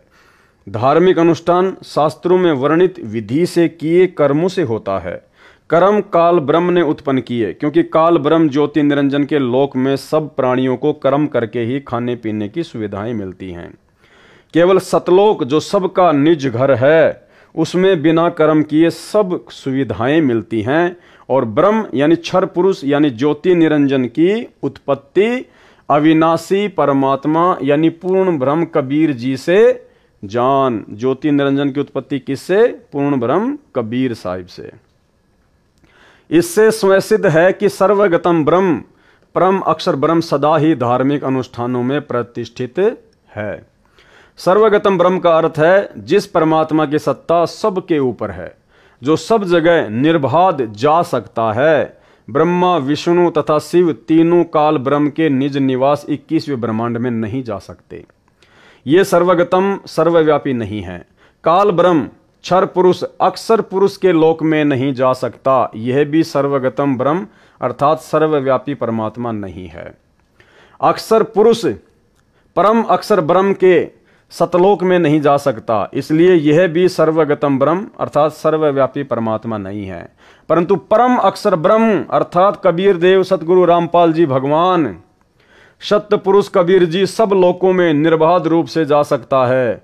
वेद भी कहते हैं कि पूर्ण परमात्मा ऊपर सबसे ऊपर के लोक में बैठा है, वहां से चलकर पृथ्वी पर आता है। रास्ते में अक्षर पुरुष का लोक भी है, उसमें भी आता है, फिर क्षर पुरुष के लोक में पृथ्वी पर आता है। संत गरीबदास जी ने भी यही कहा है कि अजब नगर में ले गए हमको सतगुरु आण, झिल के बिंब अगाध गति सूते चादर ताण। अमर लोक से सतगुरु आए रूप धर्या करवाना, ढूंढत ऊंट महल पर डोले बूझत सा बयाना। अर्थात कबीर परमेश्वर जी जो गरीबदास जी के सतगुरु हैं, वे मेरे को संत गरीबदास जी को सतलोक से चलकर आकर गांव छुडानी में मिले, अपने अमर लोक सतलोक में लेकर गए। हम वहां सुख की नींद सोए, सूते चादर ताण। सुल्तान अब्राहिम को भी अमर लोक से सतलोक जो परमात्मा का ऊपर शून्य आकाश में है निवास स्थान है, उससे आए। आकर कारवाना ऊंटों के पाली का रूप बनाकर मिले, राजा के महल पर प्रकट हुए, राजा से वार्ता की। इसलिए सत्य पुरुष अविनाशी परमात्मा ही सर्वगतम सर्वव्यापी सबका धारण पोषण करने वाला है। इसलिए सब यज्ञों यानी धार्मिक अनुष्ठानों में इष्ट रूप में मूल रूप से पूज्य है। कौन? कबीर परमात्मा सतगुरु रामपाल जी। गीता अध्याय 15 श्लोक 16-17 में भी स्पष्ट है, जो पहले बता दिया है कि श्रेष्ठ परमात्मा अर्थात उत्तम पुरुष यानी पुरुषोत्तम तो श्लोक 16 में बताए क्षर पुरुष और अक्षर पुरुष से अन्य भिन्न ही है, जिसे परमात्मा कहा जाता है। जो तीनों लोकों में प्रवेश करके सबका धारण पोषण करता है, वह अविनाशी परमेश्वर है। जो विधि विधान से धार्मिक अनुष्ठान किए जाते हैं, उनका फल पूर्ण परमात्मा भगत भगतमती की किस्मत में लिख देता है। जो सुविधा यहाँ काल ब्रह्म के लोक में सत्य पुरुष कबीर जी के भगत भक्तमतियों को चाहिए, उनका कर्मानुसार भुगतान तीनों देवता ही करते हैं। ये भाग्य में लिखे को न कम कर सकते हैं न अधिक। जैसे कोई नौकर सेठ की नौकरी करता है तो उसकी हाजिरी लगती है, वे हाजिरी मुनीम के पास जाती हैं, वह नौकर को तनख्वाह देता है, वह उसको न कम कर सकता है न अधिक और न तनख्वाह को रोक सकता है। ये उदाहरण समझने के लिए पर्याप्त है। सतगुरु विमुखा युग युग रोवे। और वर्तमान में सतलोक आश्रम मैनेजमेंट हरियाणा ने काल प्रेरणा से मनमानियां करते हुए पूरी की पूरी संगत को सतगुरु विमुख वाली स्थिति में लाके खड़ा कर दिया है। संजय दिल्ली वाले के ऊपर उदाहरण देकर परमात्मा क्या समझा रहे हैं। सतगुरु को त्याग कर मनमाना आचरण करने वाला संसार सागर से पार नहीं हो सकता। सतगुरु को त्याग कर, सतगुरु को त्यागने का मतलब है सतगुरु की बातें ना मानना, सतगुरु के सत्संग रूपी वचनों पे ना चलना, या सतगुरु की मर्यादा तोड़कर उनकी भक्ति करना, वो होता है सतगुरु को त्यागना। और मनमाना आचरण करने वाला संसार सागर से पार नहीं हो सकता। तो भाई सतलोक आश्रम मैनेजमेंट हरियाणा ने 2014 बरवाला कांड के बाद में कितने सारे मनमाने आचरण किए हैं, गिनती नहीं है। कुछ मोटे मोटे मनमाने आचरण जो दास आपको अक्सर गिनाता है। राजस्थान के गैंगस्टर आनंदपाल सिंह की सीबीआई जांच का समर्थन, 5 लाख रुपए राजपूत करणी सेना को चंदे के रूप में देना। 2016 में हरियाणा के जाट आरक्षण में करोड़ों रुपया भक्तों के ज्योति पाठ का जाट आरक्षण संघर्ष समिति को चंदे के रूप में देना। लाखों भक्तों को जाटों के धरनों पर बैठाना। धनाना गांव में 50 लाख रुपए का बैडमिंटन का स्टेडियम बनवाना। और धनाना गांव में कबड्डी की टीम को सतगुरु रामपाल जी परमेश्वर जी के बड़े बेटे वीरेंद्र की ओर से 31,000 रुपए का इनाम देना। धनाना गांव वालों के लिए एम्बुलेंस चलाना, बसें चलाना, रोडें ठीक करवाना। और इसके अलावा ना जाने कितने कुकर्म जो परमेश्वर के भक्ति विधान के बिल्कुल खिलाफ हैं। इसको कहते हैं मनमाना आचरण। तो ऐसा मनमाना आचरण करने वाले और संगत से करवाने वाले को गुरुदेव क्या कह रहे हैं? सतगुरु को त्याग कर मनमाना आचरण करने वाला संसार सागर से पार नहीं हो सकता। उस आत्मा का कल्याण सतगुरु जी की शरण में रहकर मर्यादा का पालन करते हुए आजीवन भक्ति करने से ही होगा। उदाहरण, परमेश्वर कबीर जी को एक जीव को काल के जाल से निकालने के लिए बहुत लंबा संघर्ष करना पड़ता है। आप सब भगत भगतमती जो मुझ दास से दीक्षित हो, आपके पीछे परमेश्वर कबीर जी युगों से लगे हैं आपको शरण में लेने के लिए, यानी काल ब्रह्म के जाल से निकालने के लिए। इतना घोर कष्ट उठाया है जितना सुल्तान अब्राहिम अधम व कमाली को काल के जाल से निकालने में कष्ट उठाए थे। सुल्तान अधम के लिए जो सम्मन वाली आत्मा थी, कभी ऊंट वाला बने, कभी यात्री का वेश बनाया, वे नौकरानी का वेश बनाकर बाग में गए। 3 कोरड़ों की चोट खाई। किसने खाई? कबीर परमात्मा ने। किस कबीर परमात्मा ने? सतगुरु रामपाल जी परमेश्वर कबीर परमात्मा ने 3 कोरड़ों की चोट खाई।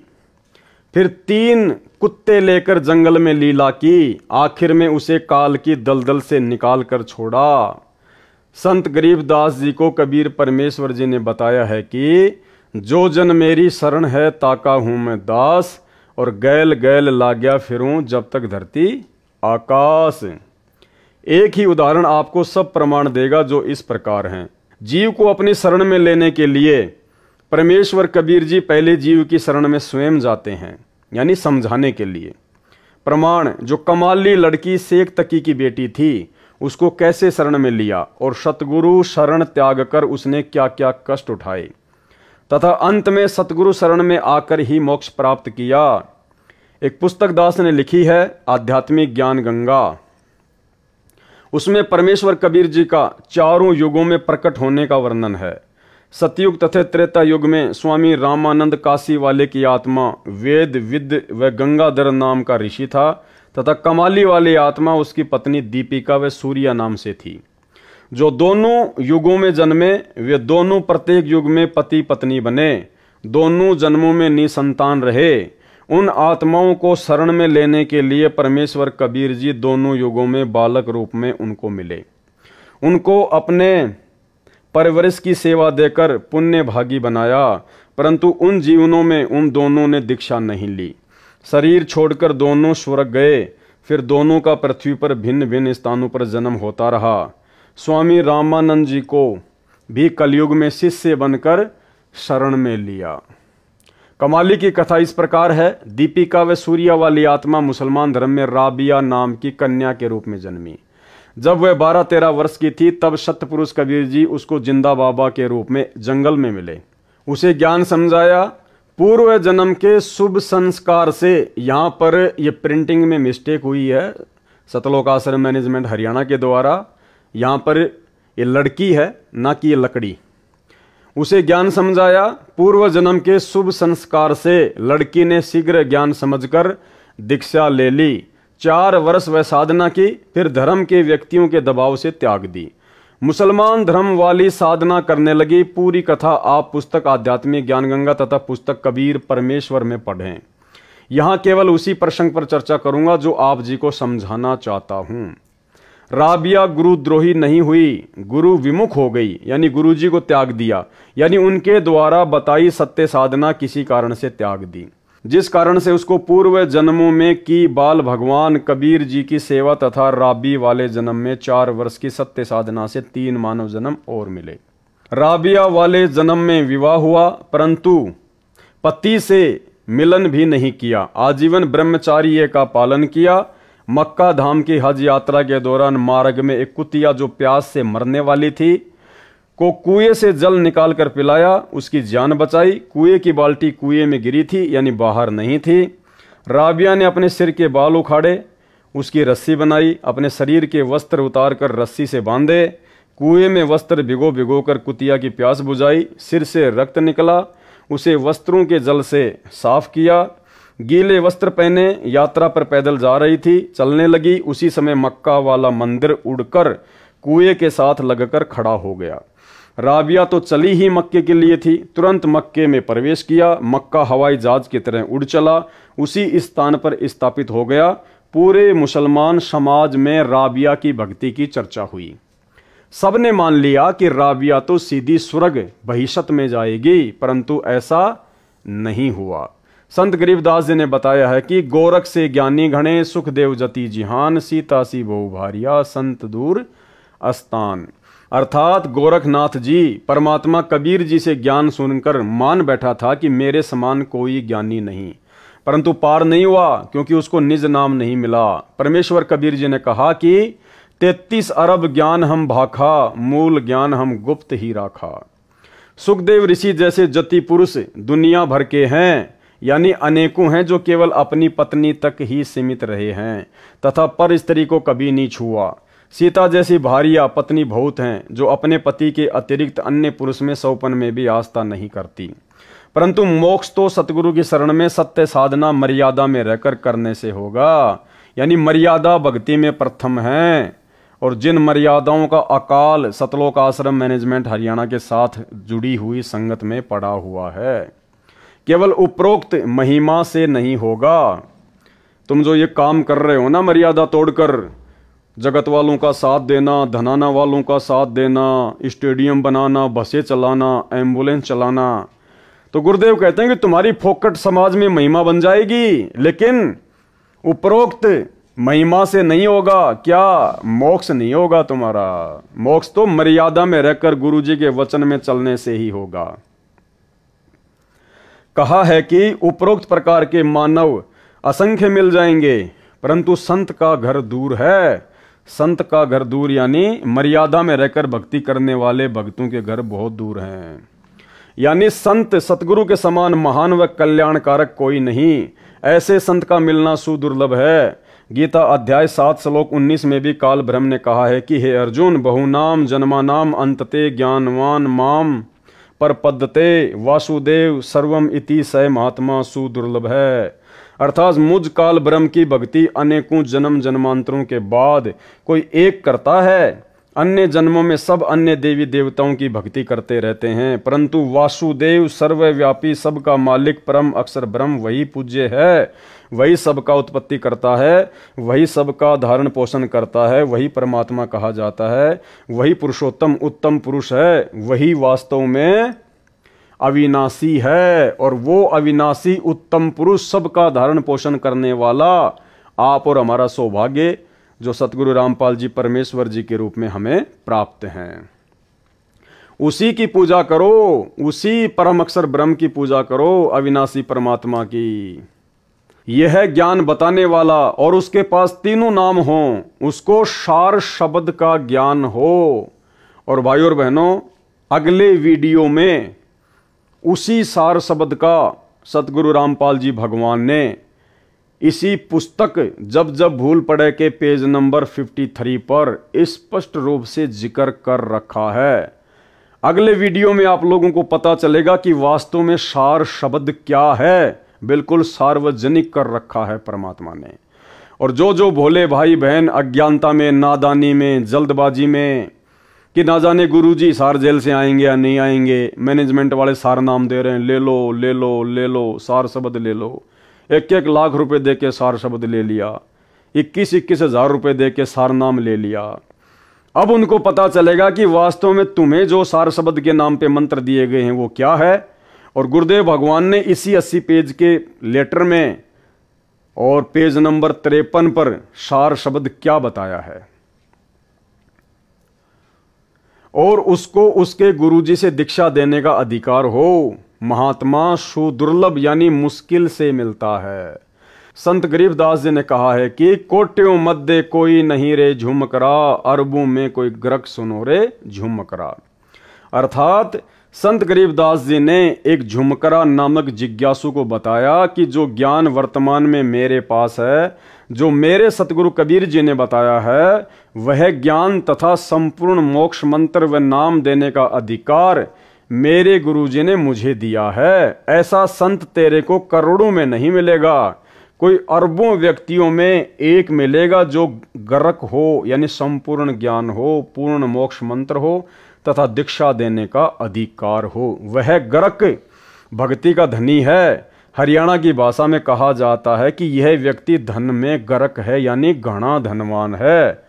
जो अच्छा पहलवान हो उसे भी कहते हैं कि हांगे में गरक है, यानी बहुत ताकतवर है। वह संत वर्तमान में दास रामपाल दास है, क्योंकि वो गरक ज्ञान में, हांगे में, ताकत में, बुद्धि में केवल एक ही हो सकता है, कबीर परमात्मा। और वही कबीर परमात्मा आप और हमारा सौभाग्य, जो सतगुरु रामपाल जी परमेश्वर जी के रूप में धरती पर प्रकट हैं। सतगुरु कबीर जी स्वयं संत बने। अब देखना, संकेत भी कर दिया परमात्मा ने। यहां तो लिख दिया कि वह संत वर्तमान में दास रामपाल दास है। अब आगे संकेत भी कर दिया, सतगुरु कबीर जी स्वयं ही संत बने थे, स्वयं ही सतपुरुष के अवतार बने, यानी स्वयं सतपुरुष हैं। संत, सतगुरु तथा साहिब में कोई अंतर नहीं होता है। तो आज हमारे गुरुदेव भगवान सतगुरु की भूमिका में भी हैं, क्योंकि हमारे सतगुरु हैं, हमें नामोपदेश दे रहे हैं। संत की भूमिका में भी हैं, क्योंकि हम कहते हैं कि संत रामपाल जी महाराज, संत रामपाल जी महाराज। भगत की भूमिका में भी हैं, क्योंकि 17 फरवरी 1988 को आदरणीय राम देवानंद जी से इन्होंने नाम दीक्षा ली लोक दिखावे में। तो सतगुरुदेव भगवान स्वयं परमात्मा तो हैं ही हैं, साहिब तो हैं ही हैं, संत की भूमिका में भी हैं, साधु की भूमिका में भी हैं, सतगुरु की भूमिका में भी हैं और सत्य पुरुष भी हैं। तो यहाँ गुरुदेव ने इशारा कर दिया कि वो कबीर परमात्मा, वो सतगुरु कबीर जी जो स्वयं ही संत बनते हैं, सतपुरुष बनते हैं, सतगुरु बनते हैं, उसमें और साहिब में यानी परमात्मा में कोई अंतर नहीं होता है। इसीलिए हम सत्सेवक भाई बहनों ने परमेश्वर जी के इसी प्रकार के सत्संगों को आधार बनाकर, इसी प्रकार के वचनों को आधार बनाकर इस कागज की काल्पनिक कबीर जी की फोटो को अपने घर से बाहर निकाल दिया है। क्योंकि जब सारे के सारे गुण हमारे गुरुदेव भगवान में हैं, एक कै साधे सब सदें, सब साधे सब जाए, और माली सींचे मूल को फले फुले आगाए, तो फिर हमें भला इस कागज के टुकड़े की, कबीर जी की कही जाने वाली काल्पनिक हाथ से बनाई हुई बनावटी फोटो की क्या आवश्यकता है। सतगुरु कबीर जी स्वयं संत बने थे, स्वयं ही सत्य पुरुष के अवतार बने, यानी स्वयं सतपुरुष हैं। संत, सतगुरु तथा साहिब में कोई अंतर नहीं होता है। गरीब सतगुरु, संत और अवतारा, तीन कला एक दरबारा, यानी उस कबीर परमात्मा के दरबार में सारे रोल वो परमात्मा स्वयं ही निभाता है। एक दरबारा, तीन कला एक दरबारा, यानी सतगुरु भी वही बनता है, संत भी वही बनता है, अवतार रूप में भी वो ही आता है। और इसीलिए परमात्मा रोज हमें नित्य नियम में पढ़ाते हैं कि सतगुरु साहिब एक शरीरा और सतगुरु बिना न लागे तीरा। और साहिब से सतगुरु भय, फिर सतगुरु से भय संत, और धर धर वेख विशाल अंग, ये खेल आदि और अंत। गरीब साहिब से सतगुरु भय, सतगुरु से भय संत, धर धर वेख विशाल अंग, खेल आदि और अंत। तो ये सारा खेल, ये सारी लीला वर्तमान में ये सत्य पुरुष कबीर देव सतगुरु रामपाल जी परमेश्वर स्वयं ही कर रहे हैं। अर्थात कबीर परमेश्वर जी परमेश्वर से सतगुरु तथा संत बने, वे भिन्न रूपों में स्वयं ही आदि अंत सदा ही लीला करते हैं। भगत कबीर व दास कबीर भी वही होते हैं, यानी एक ही समय में आदि अंत सदा ही लीला करते हैं। भगत कबीर व दास कबीर भी वही होते हैं। तो रामपाल दास और सतगुरु रामपाल जी भगवान भी एक ही होते हैं। यानी आज हमारे गुरुदेव ने एक भगत की भूमिका भी निभाई। 17 फरवरी 1988 को आदरणीय राम देवानंद जी से दीक्षा लेकर उनको अपना मुंह बोला गुरु बनाकर लोक दिखावे में, और सन 1994 में सत्संग और नाम दीक्षा देकर सतगुरु की भूमिका भी निभाई। तो क्या कह रहे हैं, भगत कबीर व दास कबीर भी वही होते हैं। यानी एक ही समय में वे सतगुरु, संत, दास तथा भगत होते हैं और ये सारे गुण सतगुरु रामपाल जी भगवान में विद्यमान हैं। सन 1994 से इन्होंने आप और हमारे को नाम दीक्षा देनी शुरू की, तो क्या बन गए, सतगुरु। 17 फरवरी 1988 को इन्होंने लोक दिखावे में लीला करते हुए आदरणीय राम देवानंद जी से नाम दीक्षा ली, तो क्या बने, नाम दीक्षा लेकर भगत। और हम अपने गुरुदेव को क्या कहते हैं, संत रामपाल जी भगवान, तो क्या बने, संत। और सत्य पुरुष फिर ये स्वयं है ही, क्योंकि ये सारी लीला सत्य पुरुष स्वयं ही करता है। जो साकट संजय दिल्ली कहता है कि, ना कि पवनदास कहता है, कौन कहता है, साकट संजय दिल्ली कहता है कि एक समय में एक सतगुरु होता है, एक संत एक ही दोनों रूप में नहीं होता, उसकी यह भी झूठ सिद्ध हुई। कथा राबिया की चल रही है।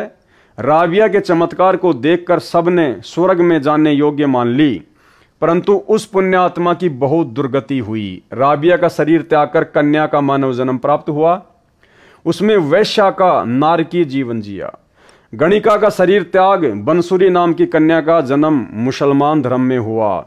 प्रसिद्ध गायिका हुई, अल्लाह की महिमा के शब्द गाया करती थी, मुसलमान धर्म के अनुसार धार्मिक क्रिया करती थी। बांसुरी ने मुसलमान काजी, मुल्ला व पीरों से सुना था कि जो मक्का में बनी धार्मिक मस्जिद में मर जाता है वह सीधा जन्नत अर्थात स्वर्ग में जाता है। बांसुरी वाली आत्मा अल्लाह के प्रति कुर्बान थी, क्योंकि पिछले जन्म की भक्ति थी, मजबूत भक्ति संस्कार थे, परमात्मा की चाहत थी।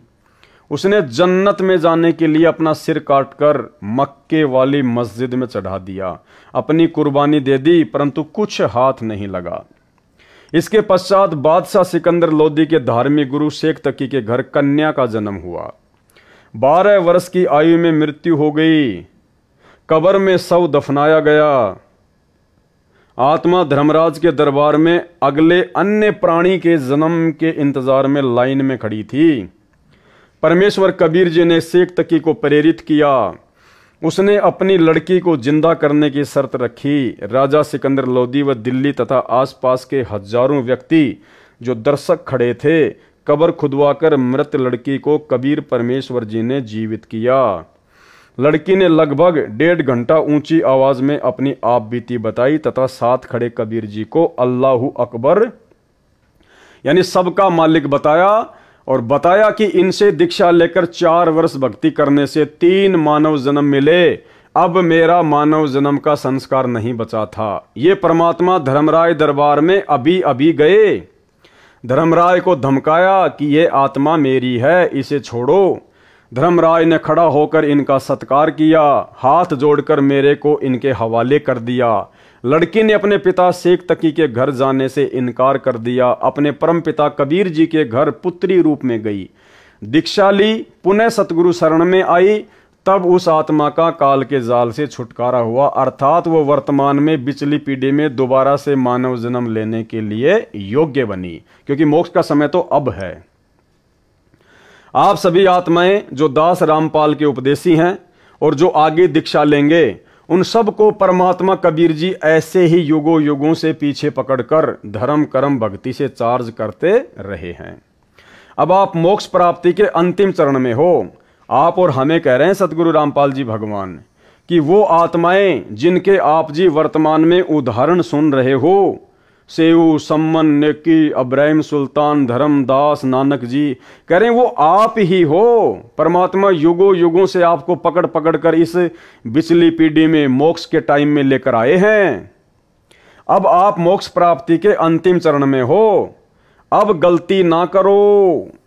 यानी वो अंतर्यामी परमात्मा सारे कुकर्म हिसार जेल में बैठकर संजय दिल्ली वाले के और सतलोक आश्रम मैनेजमेंट हरियाणा के देख रहा है। इसलिए परमेश्वर कह रहा है कि अपने मनुष्य जीवन के मकसद को समझो। बड़ी मुश्किल से परमात्मा तुम्हें यहां तक लेकर आया है, काल से बचाकर। तुम सारी प्रोसीजर को पार करके इस स्थिति में आए हो कि तुम्हारा मोक्ष हो सके, और अब यदि बात बिगाड़ दोगे तो ना घर के रहोगे ना घाट के। अब आप मोक्ष प्राप्ति के अंतिम चरण में हो, अब गलती ना करो, दया करो उस परमेश्वर पर, उस परमेश्वर पर, यानी सतगुरु रामपाल जी परमेश्वर जी अपने लिए कह रहे हैं कि दया करो उस परमेश्वर पर जो तुम्हारे लिए इतना दुख उठा रहा है। दया करो उस परमेश्वर पर। ये संजय के आगे परमात्मा नहीं गिड़गिड़ाएंगे, वो तो गुरुद्रोही है, वो तो काल का दूत है। परमात्मा ने पहले ही आपको साबित कर दिया कि काल ने स्पेशल अपना दूत भेजा हुआ है संजय को। तो यहां परमात्मा काल के दूत के आगे हाथ नहीं जोड़ेंगे, काल के दूत को नहीं कहेंगे कि दया करो उस परमेश्वर पर। यहां परमात्मा संकेत कर रहे हैं, सतलोक आश्रम मैनेजमेंट हरियाणा से जुड़ी हुई लाखों की संगत को इशारा कर रहे हैं परमात्मा। मैनेजमेंट वालों को भी नहीं कह रहे, क्योंकि मैनेजमेंट वाले भी पक्के काल के दूत हैं। यहां परमेश्वर अपनी प्यारी संगत को, जो नादानी और अज्ञानता में साध संगति की वीडियो ना देखकर सतलोक आश्रम मैनेजमेंट हरियाणा के मनमाने पाखंड में फंसी हुई है, तो क्या कहा परमेश्वर जी ने, अब आप मोक्ष प्राप्ति के अंतिम चरण में हो, अब गलती ना करो, दया करो उस परमेश्वर पर। यानी स्वयं गुरु जी अपने लिए कह रहे हैं कि मुझ पर दया करो। आगे आपको इसी पुस्तक में 2-3 छोटे छोटे लेटर और हैं जो गुरुदेव ने ऐड कर रखे हैं। वो लेटर जब आप पढ़ोगे तब आपको पता चलेगा। गुरुजी स्पष्ट रूप से सतलोक आश्रम मैनेजमेंट हरियाणा वालों से हाथ जोड़ रहे हैं कि मुझ रामपाल दास पर रहम करो, दया करो। गरीब लख भर सूरा जूझ ही, लख भर सावंत दे, और लख भर यति जिहान में तब सतगुरु शरणा ले। यानी हम इतने मानव जन्म प्राप्त करके, ऐसे ऐसे विशेष मानव जन्म भी हमने प्राप्त किए हैं, तब कहीं जाकर हमारे को सतगुरु की शरण मिलती है। लख भर सूरा जूझ ही, सूरा यानी सूरवीर, जो युद्ध के मैदान में मर जाएगा लेकिन पीछे नहीं हटता, उसको कहते हैं सूरवीर। जो दूसरों के ऊपर होते हुए जुल्मों को, अत्याचारों को देख नहीं सकता, सहन नहीं कर सकता, उसको कहते हैं सूरवीर।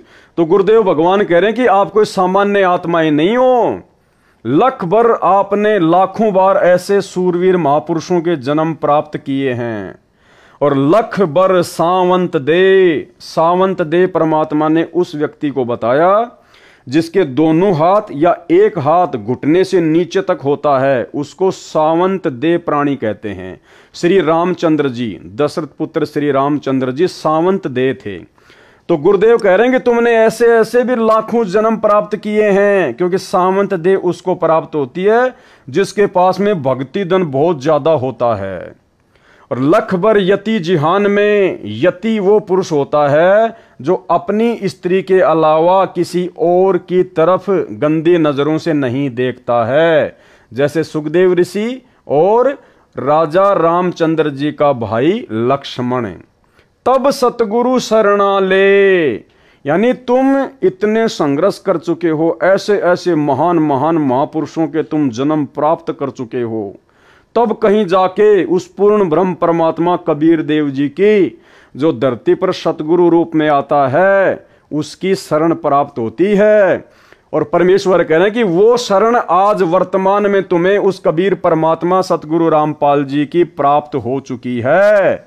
और अब यदि तुम अपना काम बिगाड़ोगे, अपनी बात बिगाड़ोगे, ज्ञान को आधार नहीं बनाओगे, देखा देखी में चलोगे तो मार खाओगे।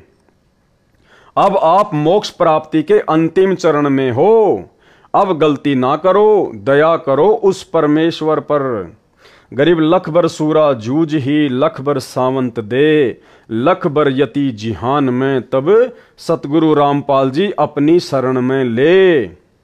अर्थात पूर्व जन्म की धार्मिक कर्मी आत्मा सूरवीर होती है। सूरवीर कोई बुराई नहीं करता, निर्बल को नहीं सताता, अन्यायी बलवान से कभी नहीं डरता, अन्याय न करता है न सहन करता है, आन बान शान के लिए, देश के लिए, कौम के लिए कुर्बान हो जाता है, उल्टा कदम नहीं रखता। ऐसी आत्मा लाख जन्मों में रही हो और जो सावंत देह वाला होता है उसके एक या दोनों हाथ घुटनों से नीचे तक लंबे होते हैं, वह भी महापुण्यात्मा होता है। ऐसी आत्मा लाख जन्मों में रही हो, और जो आत्मा लाख जन्मों में जती रही हो, ऐसी आत्मा को परमेश्वर कबीर जी, सतगुरु रामपाल जी भगवान जी अपनी शरण में लेते हैं। आप जो दास से उपदेश प्राप्त हो, कौन? आप और हम सभी भगत भाई बहन। गुरुदेव क्या कह रहे हैं? आप जो दास से उपदेश प्राप्त हो, इनसे भी कई गुणा नेक रहे हो। यानी लख बर सूरा जूझ ही, लख बर सावंत दे, लख बर यति जहान में, इनसे भी कई गुणा ज्यादा नेक आत्माएं आप और हम रह चुकी हैं, जिनको आज गुरुदेव भगवान ने अपनी शरण में लिया। आप तो अंतिम चरण में पहुंच गए हो। जो अब गलती करेगा, जो अब गलती करेगा, उसको फिर लंबा सफर तय करके इस अंतिम चरण तक पहुंचना होगा।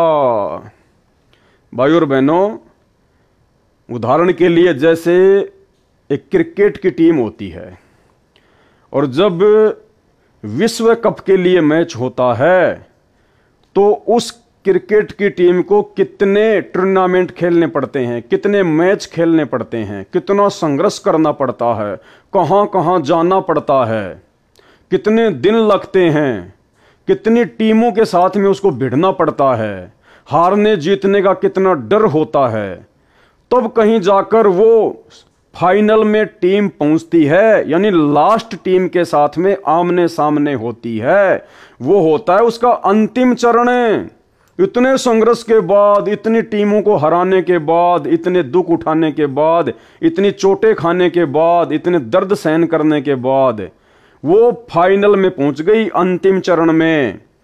और उस समय यदि उसने जरा भी कमजोरी दिखा दी, मर्यादा तोड़ दी, मनमाना आचरण किया, ज्ञान को आधार नहीं बनाया और सतगुरु के दिल से नीचे उतर गई, तो परमात्मा कहते हैं फिर तुझे वापस उसी प्रोसीजर से फाइनल में आना पड़ेगा। और फाइनल में ना जाने कोई गारंटी थोड़ी कि हर बार वही दो टीम फिर फाइनल में आएंगी। ना जाने कितनी बार हारना पड़ेगा, कितने साल, कितने युग लग जाएंगे हारते हराते, हारते हराते, और फिर ना जाने किसी जन्म में फाइनल में पहुंचेगी। इसी कलयुग की पिछली पीढ़ी में यही सतगुरु रामपाल भगवान होगा हमारा सतगुरु, और दूसरा रास्ता नहीं है मोक्ष का। तो परमात्मा कह रहे हैं तुम फाइनल में आ चुके हो, और अब यदि तुम जरा भी धोखा खा गए, जैसे सतलोक आश्रम मैनेजमेंट हरियाणा को काल ने धोखा देने के लिए ही खड़ा किया है। संजय गुरुद्रोही को, दिल्ली वाले को काल ने संगत को धोखा देने के लिए ही खड़ा किया है। आप जो दास से उपदेश प्राप्त हैं, यानी सतगुरु रामपाल जी भगवान के शिष्य और शिष्या हैं, इनसे भी कई गुणा नेक रहे हैं।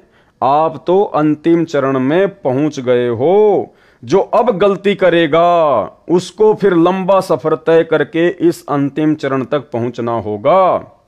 जो गुरुद्रोही नहीं हुआ, वैसे साधना त्याग कर मनमाना आचरण करने लगेगा, वह जो गुरुद्रोही हो गया।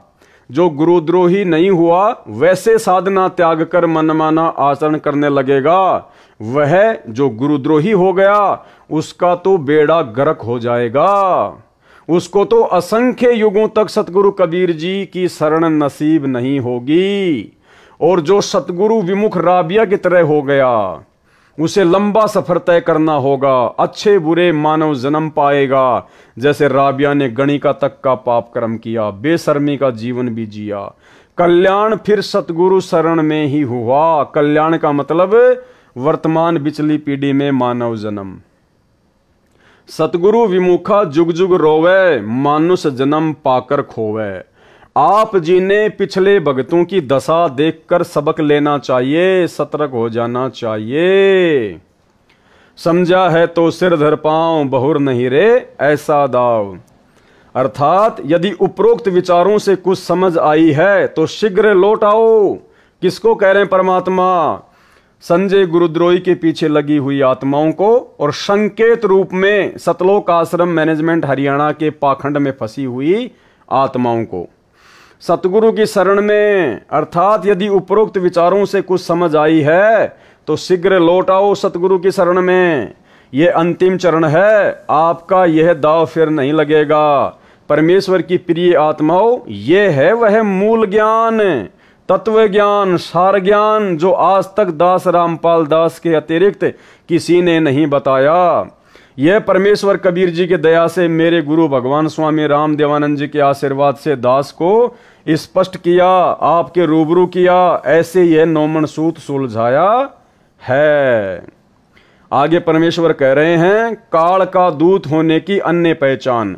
अब भाई और बहनों, ये 50 नंबर पेज का लास्ट चैप्टर है, काल का दूत होने की पहचान। तो भाई और बहनों, आगे का जो चैप्टर है, जो 6वां पार्ट हमारा चलेगा कल, पेज नंबर 50 से लेकर 60 तक, जिसके अंदर परमात्मा ने सार शब्द का विशेष तौर पर खुलासा किया है। जो कल का वीडियो जो रात्रि 9 बजे लाइव चलेगा, जो विशेष होने वाला है, आगे की बातें पेज नंबर 50 के लास्ट से काल का दूत होने की अन्य पहचान, यहां से हम शुरू करेंगे। तो भाई और बहनों, ये 80 पेज का जो लेटर है, जो पुस्तक है, ये बहुत ही विशेष है, जो सतगुरु रामपाल जी परमेश्वर जी ने आप और हम आत्माओं को काल के षड्यंत्र से सावधान करने के लिए सांकेतिक रूप में लिखी है और सतलोक आश्रम मैनेजमेंट हरियाणा के माध्यम से ही संगत के घर घर में पहुंचा दी है। और अब परमात्मा ने दास को खड़ा कर दिया, निमित्त बना दिया, आप सभी भाई बहनों को इस पुस्तक को अच्छे से पढ़ाने के लिए, जो बातें आप जी इसको पढ़कर नहीं समझ पाए थे उनको समझाने के लिए गुरुदेव भगवान ने सद्बुद्धि देकर इस 2 कोटि के जीव पवन दास को निमित्त बनाकर। तो भाई और बहनों, देखो कितना संघर्ष आप और हमारे लिए हमारे गुरुदेव भगवान कर रहे हैं। पहले तो गुरुदेव ने लगभग 20-21 साल तक, सन 1994 से 2014 तक गांव-गांव में सत्संग करके या आश्रम खोलकर सत्संग करके दुनिया भर के झूठे मुकदमों को अपने ऊपर झेल कर कितनी परेशानियां सहन करके परमात्मा ने इस अमृत ज्ञान को आप और हमारे तक पहुंचाया। उसके बाद बरवाला कांड हुआ, परमात्मा जेल में बैठे हैं, वहां से भी परमात्मा आप और हमारे लिए इतने चिंतित हैं कि परमेश्वर ने लगभग 45 एक घंटे के ऑडियो तो वहां से सत्संग रूप में भेज दिए हैं, बाकी लगातार हर सप्ताह आ ही रहे हैं। ऊपर से परमात्मा ने साध संगतियां शुरू करवा दी, हजारों की संख्या में गुरुदेव भगवान के सत्संगों के निष्कर्ष को उन्हीं के द्वारा प्रदान की गई सद्बुद्धि आधार से वीडियो बना बनाकर आप जी को समझाए जा रहे हैं। ये बहुत बड़ी मेहर परमात्मा ने आप और हमारे ऊपर बख्शी। ऊपर से परमेश्वर ने दया बख्शी। ये जो 80 पेज का लेटर आया है, इसके ऊपर 8 वीडियो बनने जा रहे हैं टोटल। तो भाई और बहनों, इतना सब कुछ मटेरियल परमात्मा ने आप और हमें काल के षड्यंत्र से बचे रहने के लिए दिया है। और यदि हम अपनी मान बढ़ाई ईर्ष्या में उलझकर, राग द्वेष में उलझकर, एक दूसरे भगत भाई बहनों को छोटा बड़ा समझकर यदि हम इन बातों पर विचार नहीं करेंगे, परमेश्वर के संकेतों को समझने का प्रयास नहीं करेंगे, तो भाई और बहनों, ये जो अंतिम चरण है वर्तमान में, जो बड़ी मुश्किल से हमारे हाथ लगा है, ये यदि हाथ से निकल गया तो जन्म जन्मांतर बीत जाएंगे फिर दोबारा से परमेश्वर की शरण प्राप्त करने में। तो सत्सेवक भाई बहनों का विश्वास तो दृढ़ हो जाना चाहिए।